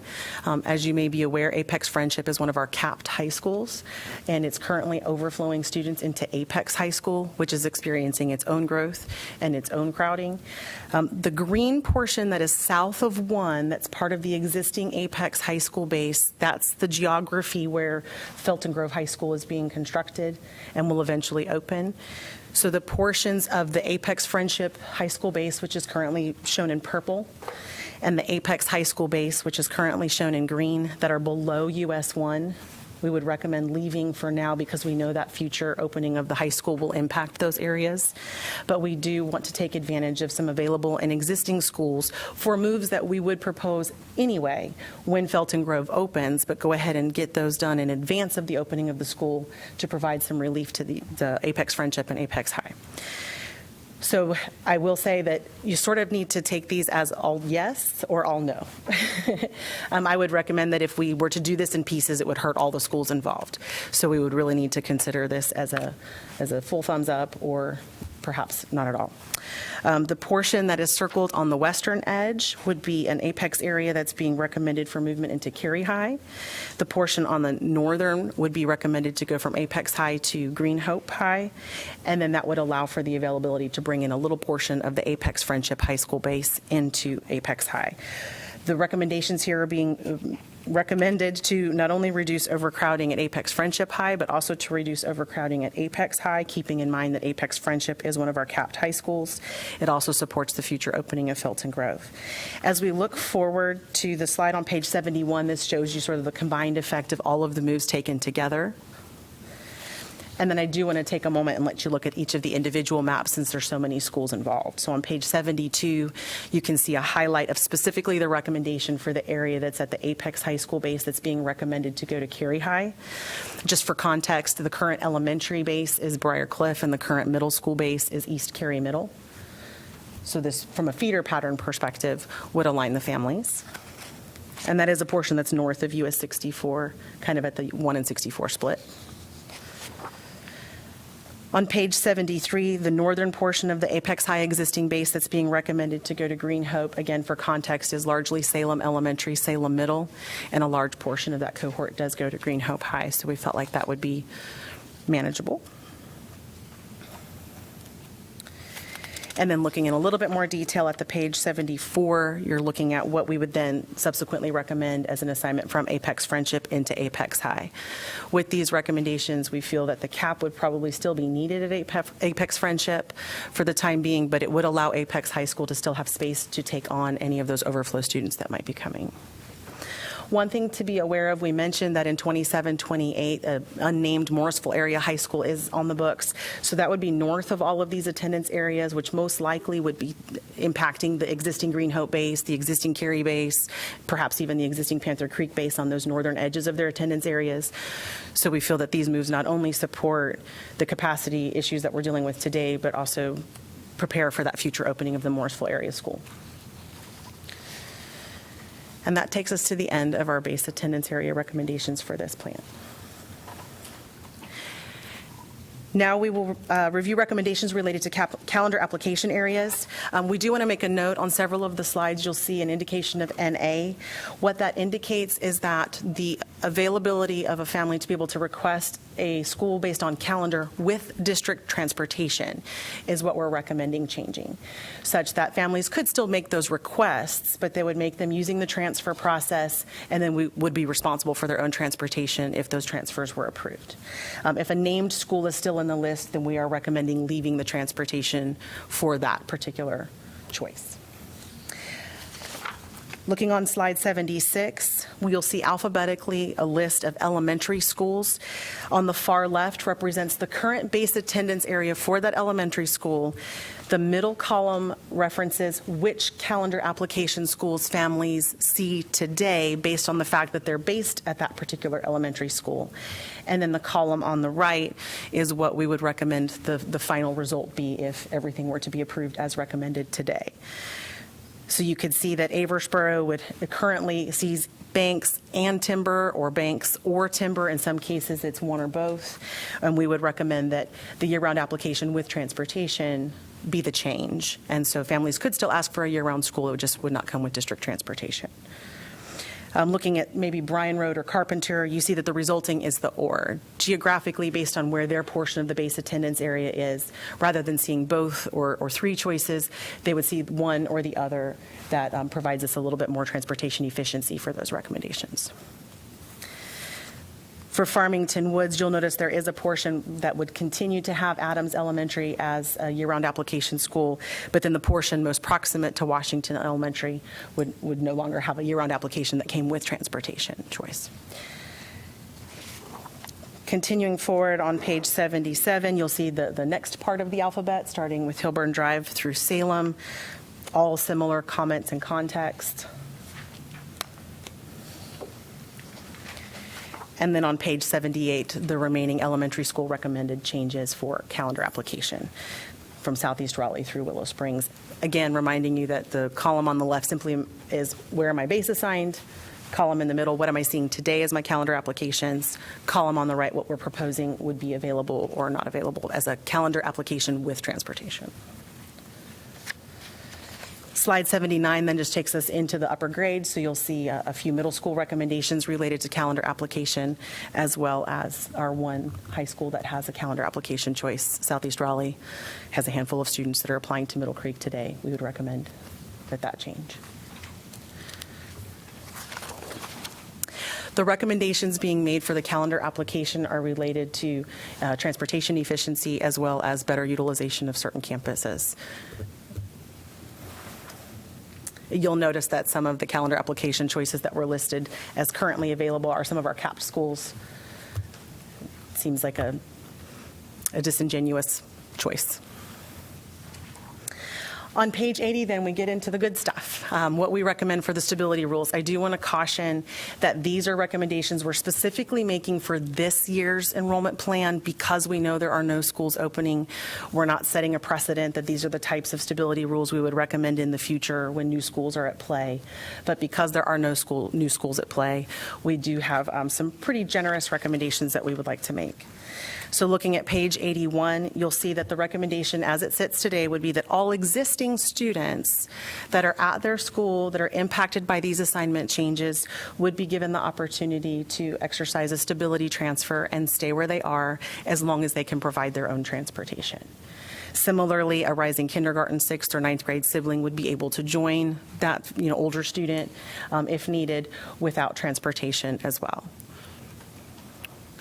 If the proposal holds and this is a stability rule that we feel comfortable with, then we'll come back and draft 2 with some more specific instructions for families on how they might access that if it were to be approved as recommended. And as we've done in the past, we will contact families that would be affected to make them aware of the next process.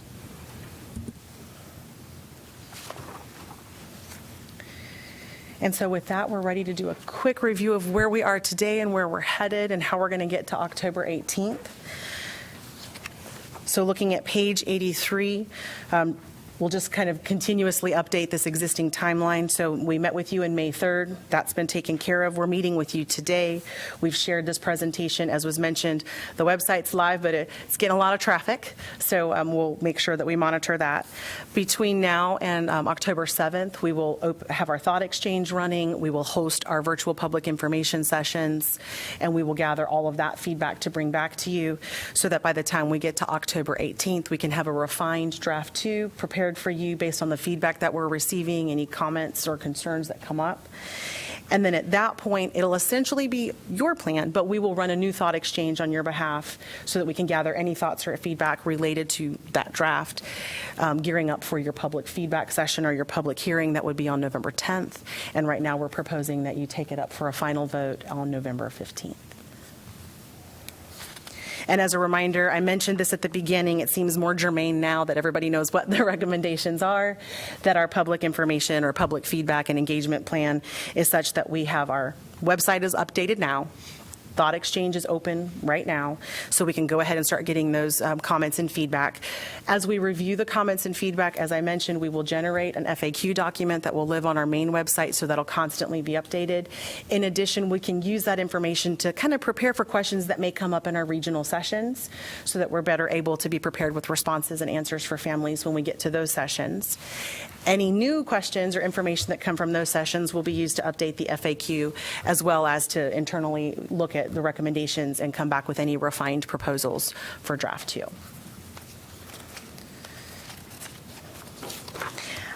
We won't go through the addendum, but we just want to remind everybody what's in it. There's a slightly more detailed version of Policy 4150 as a reminder of all the tenets that support and guide our student assignment planning processes. There are some more detailed maps that if you're on a computer, you can zoom in and see roadway networks and things like that to try to find yourself a little bit better. Obviously, the address lookup tool is perfect for just typing in your address. And then there are 2 data reports that were uploaded into Assembly that we'll also post to our public site that are information that people have looked at before, our base population report and our total school report. The base population report essentially tells families that, or lets you look at the numbers for if this school has this base attendance population that's assigned to the school, how many are going actually to that school, or how many are maybe going to a magnet choice or a calendar choice or a transfer choice. And then we sort of have the reverse look. That's the total school population report that says, how did I get to this school? Am I a base student here, or did I apply into this school? Did I transfer into this school? All of the details for those reports are included in the introduction to it, and if anyone has questions, they're more than welcome to let us know. And with that, we are subject to your questions, Ms. Mahaffey. I thank you all. I know that was long. Thank you. Certainly a very difficult topic as we're making these changes for families, and appreciate thought that went into it and the additional explanation. And although it doesn't always comfort our families when they have to make an assignment change, it helps them understand a little bit more of that why you were talking about in the beginning. And so much driven by our transportation piece. And for those families that are still struggling on the website, it is slowly coming back up. And I know we all want to check our address and wait. But the good news is we had many, many families checking their email and responding. Board members, questions, comments at this time? Ms. Scott. Thank you. Just a general question, and I know this downtown Raleigh has clearly changed, continues to change, and a lot of neighborhoods have become gentrified. So some of the moves that might look a little shocking to families who are familiar with diversity node and transportation over the years and who've been keenly tuned into that. We had a lot of folks very concerned about that about 15 years ago not quite that long ago, but looking at some of these moves, are you fairly confident that that's not going to impact the diversity of a school or impact the student population, as we strive to balance that, knowing that legally that's something we can't base assignment on? Yeah, so when staff looked at these particular moves, we looked at the impact on the sending and the receiving school, knowing full well that our magnet schools are still able to get applications from areas outside of their approximate area. But we definitely did not want to negatively impact the school by creating higher concentrations of poverty. Okay, thank you for that. I saw some questions about that popping up, so just wanted to clarify that. And thank you for keeping that in mind as you made these changes, and that was my only question. Thank you. All right, thank you. Ms. Carter. And I want to echo what Chair Mahaffey said. I really appreciate you taking the time to explain your thoughts behind the changes that are being recommended. So I appreciate that. And I just really had one question, and I just was wondering if you knew a general number of students that are possibly impacted. I know this is draft 1, but overall a number of students? So we don't have any solid numbers to share at this time, but as we get later in the process, we'll certainly have better numbers to share with you. Okay, thank you. Okay. Further questions, comments, Ms. Cash?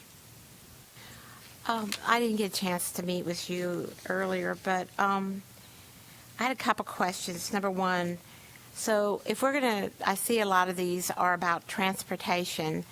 I, as one board member, want to know how many, I know this is going to be with stability rules. This will not take place like right away, but I want to know how many buses we're saving with this, because I want to keep an eye on the fact that these buses need to be used for the reasons we need to use them. So I, for one, want to know that. I had a couple questions about a couple schools. The fact that, I know there was a cleanup of Northridge and West Millbrook because of proximity, transportation savings, but I see that West Millbrook's going to be, what's a big new school, 77 down to 74%. I know it's a magnet school, but where are we getting magnet applications for that school that is not going to hurt another school in that area? So the Wake Forest area is part of their application area, so students would be able to apply from there. We do have a surplus of middle school seats across the district.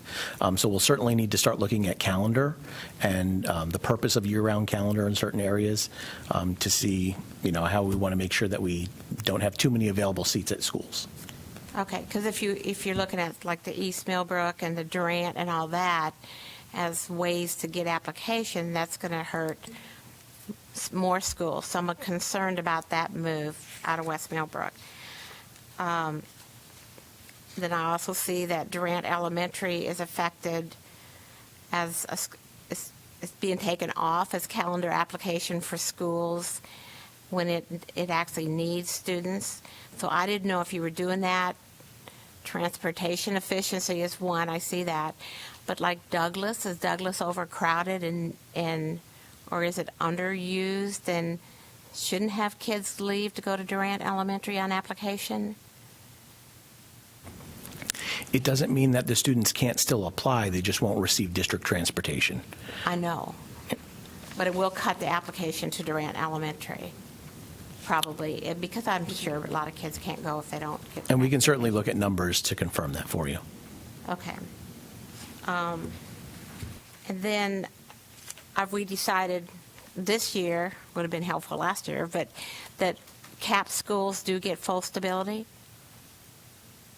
If you're leaving a CAP school, you get full stability to stay at the CAP school? That's what we have proposed so far this year, yes. Okay. That would have been good last year, too. Thank you. Further questions, comments, Ms. Kushner? Thank you. And I want to reinforce Ms. Cash's comment about transportation and buses, and that we should, I appreciate the attentiveness that this plan made, but I also recognize how many of the capped schools on page 12 are not in this plan, and we still have capped. Now, I think I would like for us to know how many of those schools are actually capping out students. Perhaps they're not having to cap out students yet, and they're on this list so that our transfer policies are clear to parents. I think it is, again, with the communication being really clear that these schools on page 12 are either bordering on or are over-enrolled, and that we should be clear to parents these are not open to transfers, and there's a reason why we have a capped school list. But my concern is about the inefficiencies that capped schools cause with transportation that I think needs reinforcement. So I was glad to see that Barwell Road, Bryan Road, South Lakes, and Dillard are in this plan specifically because they are teetering on that overcrowdedness where I hope it prevents us from capping those 4 schools. So I hope that that we reassess this plan as to trying to prevent any of those 4 schools from entering the cap list. And I hope we also take the time to recognize that I hear you, Mr. Carrozza, we do have a lot of middle school seats. We also have big middle schools. So if Neuse River and River Bend, which have 1,200 seats, that's a big middle school. So I would welcome us thinking through the right size for a middle school may not be 1265. Even if we know we can squeeze in 1254 or whatever it is, middle school kids in those schools, perhaps our capacity should be used for right sizing those schools to be looking at utilization for those middle schools. I don't know if we want 1,254 kids crammed into those schools. So maybe it is a right size at 1,000 or 1,100 kids or smaller. That's just my totally opinionated statement on middle schools.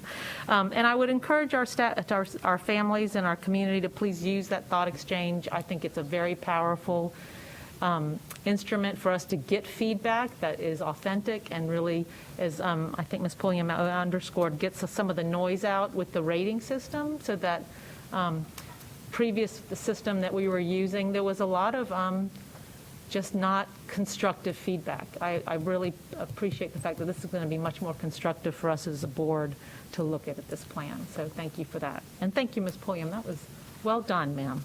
I'm glad to see you there. Thank you. Yes. I'm going to call on Ms. Waters, and then we'll come back to you, and then Ms. Johnson-Hostler.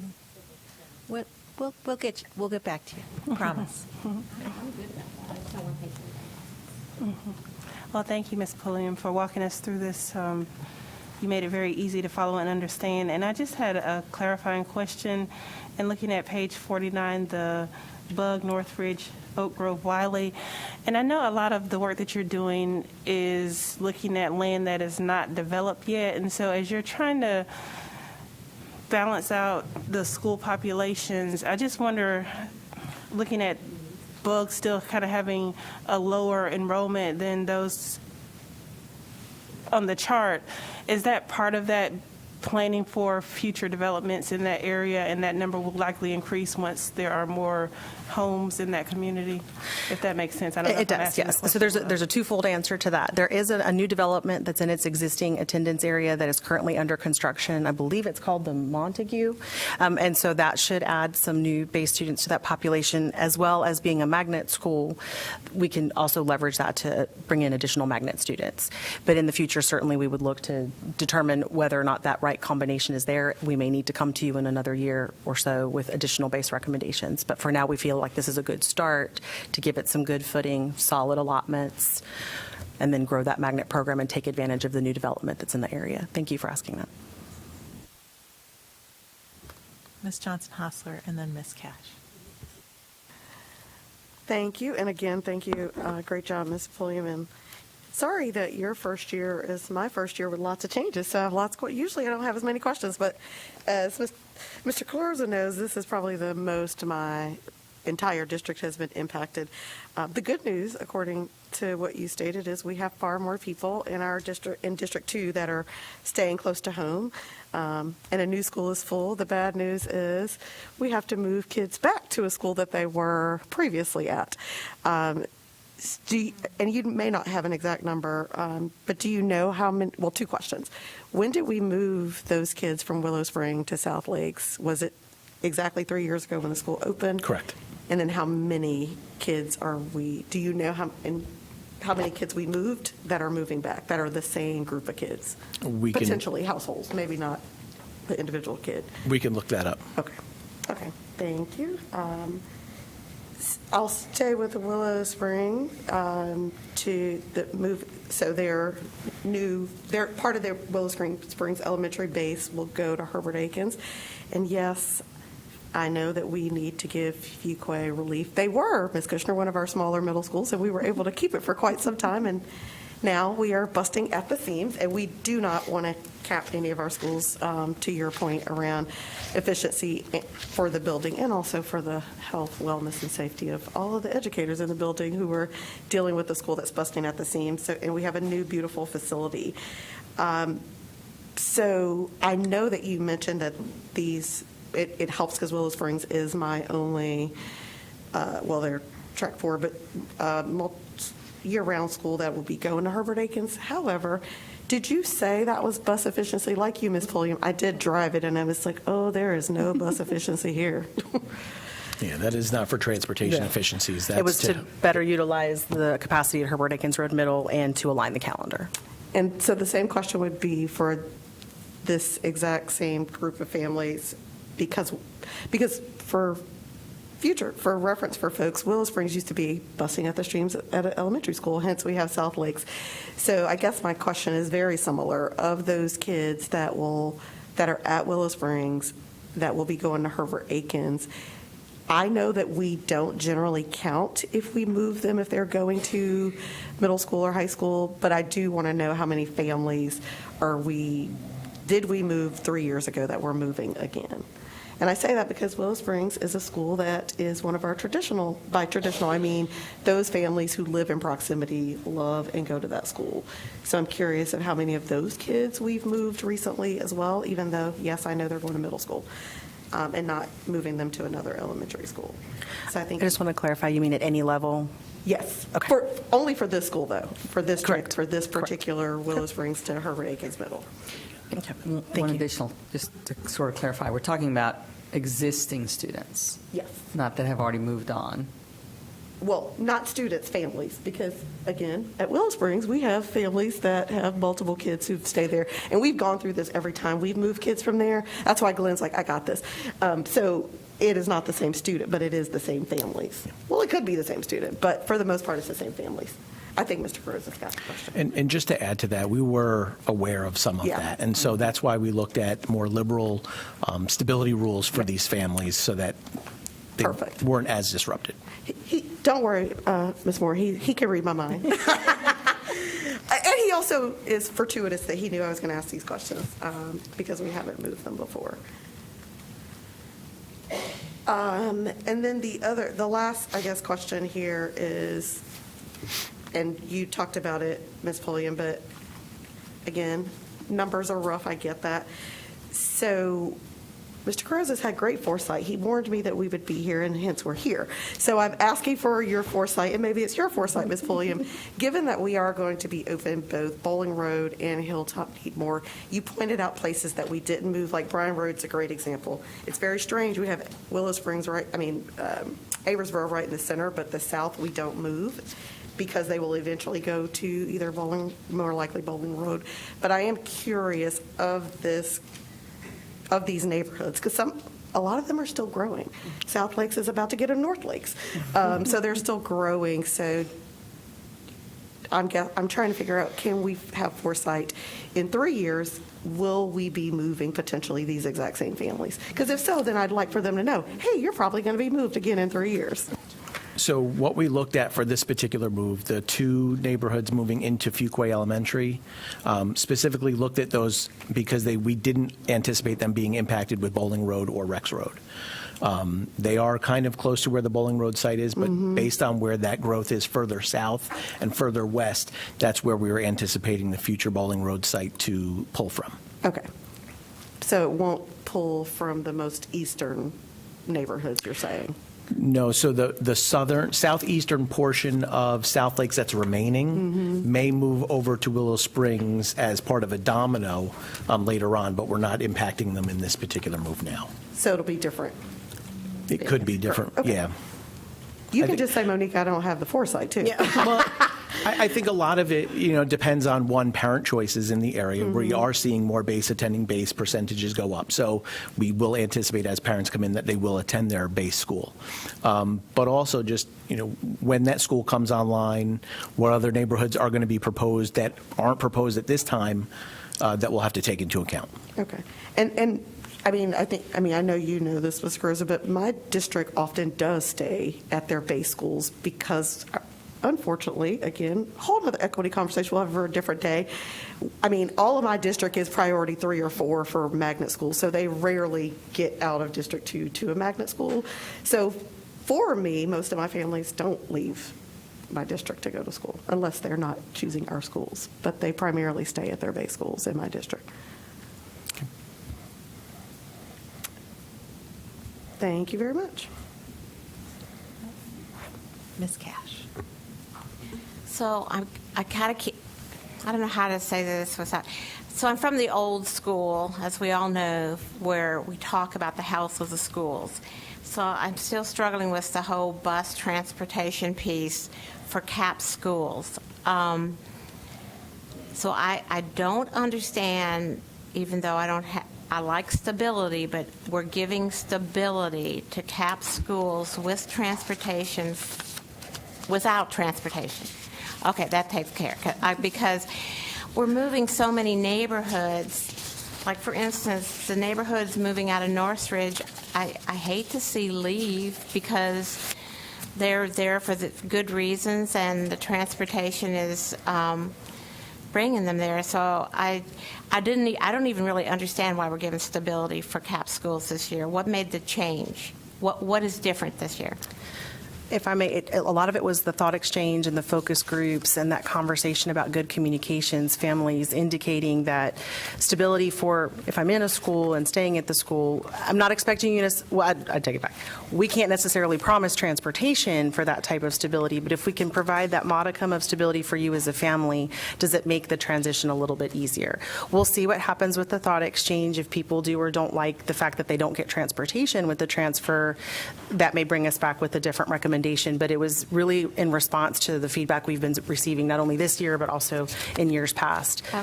And So- then because we don't have a new school, which in your policy has a slightly different set of rules that we're assigning them to that requires a filling per se, we felt this would be the year, the one time, where we might be able to be a little bit more generous with So those rules. kids that are leaving a CAP school into an overflow school do not get transportation. Oh, so these are two different conversations. So if I'm assigned to a CAP school and I go to register and have found out that they're full, I will get assignment to my overflow school with the transportation I would have received to my base school. We're simply saying that if someone for example, Beaver Dam is on our list. So if you're at Beaver Dam Elementary and you're able to go to Beaver Dam, you haven't been capped out, but your area is being assigned to Forestville Road and you choose to stay without transportation, that would be how the recommendation would play out. But if you've been sent to an overflow school, that's a different conversation altogether. Okay, so last year CAP schools were not given stability, but this year CAP schools are given stability without transportation. Because we didn't give it to them last year, right? Yes. Okay, but that will not affect our transportation. Should relieve. No, it shouldn't. should provide relief. Obviously not. Yeah. Okay, thanks. I just want to be sure this is clear. I'm glad I cleared that. And I do like the presentation really flowed really well. I really like this a lot. Thank you. Thank you very much. And I have two questions. One, just for clarification, and that is if a family is impacted by this and is choosing to stay at their currently assigned school rather than go with transportation to their newly assigned school, we will email them and let them know when they can apply to stay? Yes, and that's part of why we made the recommendation that in draft 2, we would come to you with a more specific communication plan related to that once we see what type of stability rule we're going to ultimately come back with you for draft 2. But yes, we'll reach out to them directly as well as make sure that any principals at their schools are aware of the process so that they can support that communication as well. Great, thank you. And then when you come back, as we get more information, I would like to hear about how many students we are currently capping out, and then what that capping relief will be for specifically in my district, Apex Friendship High School. Seeing that we have no further questions going forward, I want to thank you both for being here and sharing this to our families that are still, that are able to finally get into the portal to see where those changes are and if they are impacted. Thank you for your patience or your continued patience. And as a reminder, this presentation will be available through the website that was shared via email, and as well as our YouTube channel. When this gets archived, people will be able to go back and reference that. And I want to thank you both and your teams for this work. We know it's not easy. And we know that you are aware of the impact that this has on our families and our students. Since we are done, we're going to move into our closed session as allowed per our work session rules, so we can get started. Is there a motion? So Chair Mahaffey, at this time, I would move that we moved into closed session to consider confidential personnel information protected under North Carolina General Statute 143-318.11, A1, A3, and A6, to consult with the Board of Education attorney and preserve the attorney-client privilege as provided for under General Statute 143-318.11, and to consider confidential student information protected under General Statute 115C-402 and the Family Educational Rights and Privacy Act, 20 United States Code 1232G. Is there a second? Thank you, Dr. Martin. All in favor of going into closed session for the reasons previously stated, please say aye. Aye. Any opposed, nay.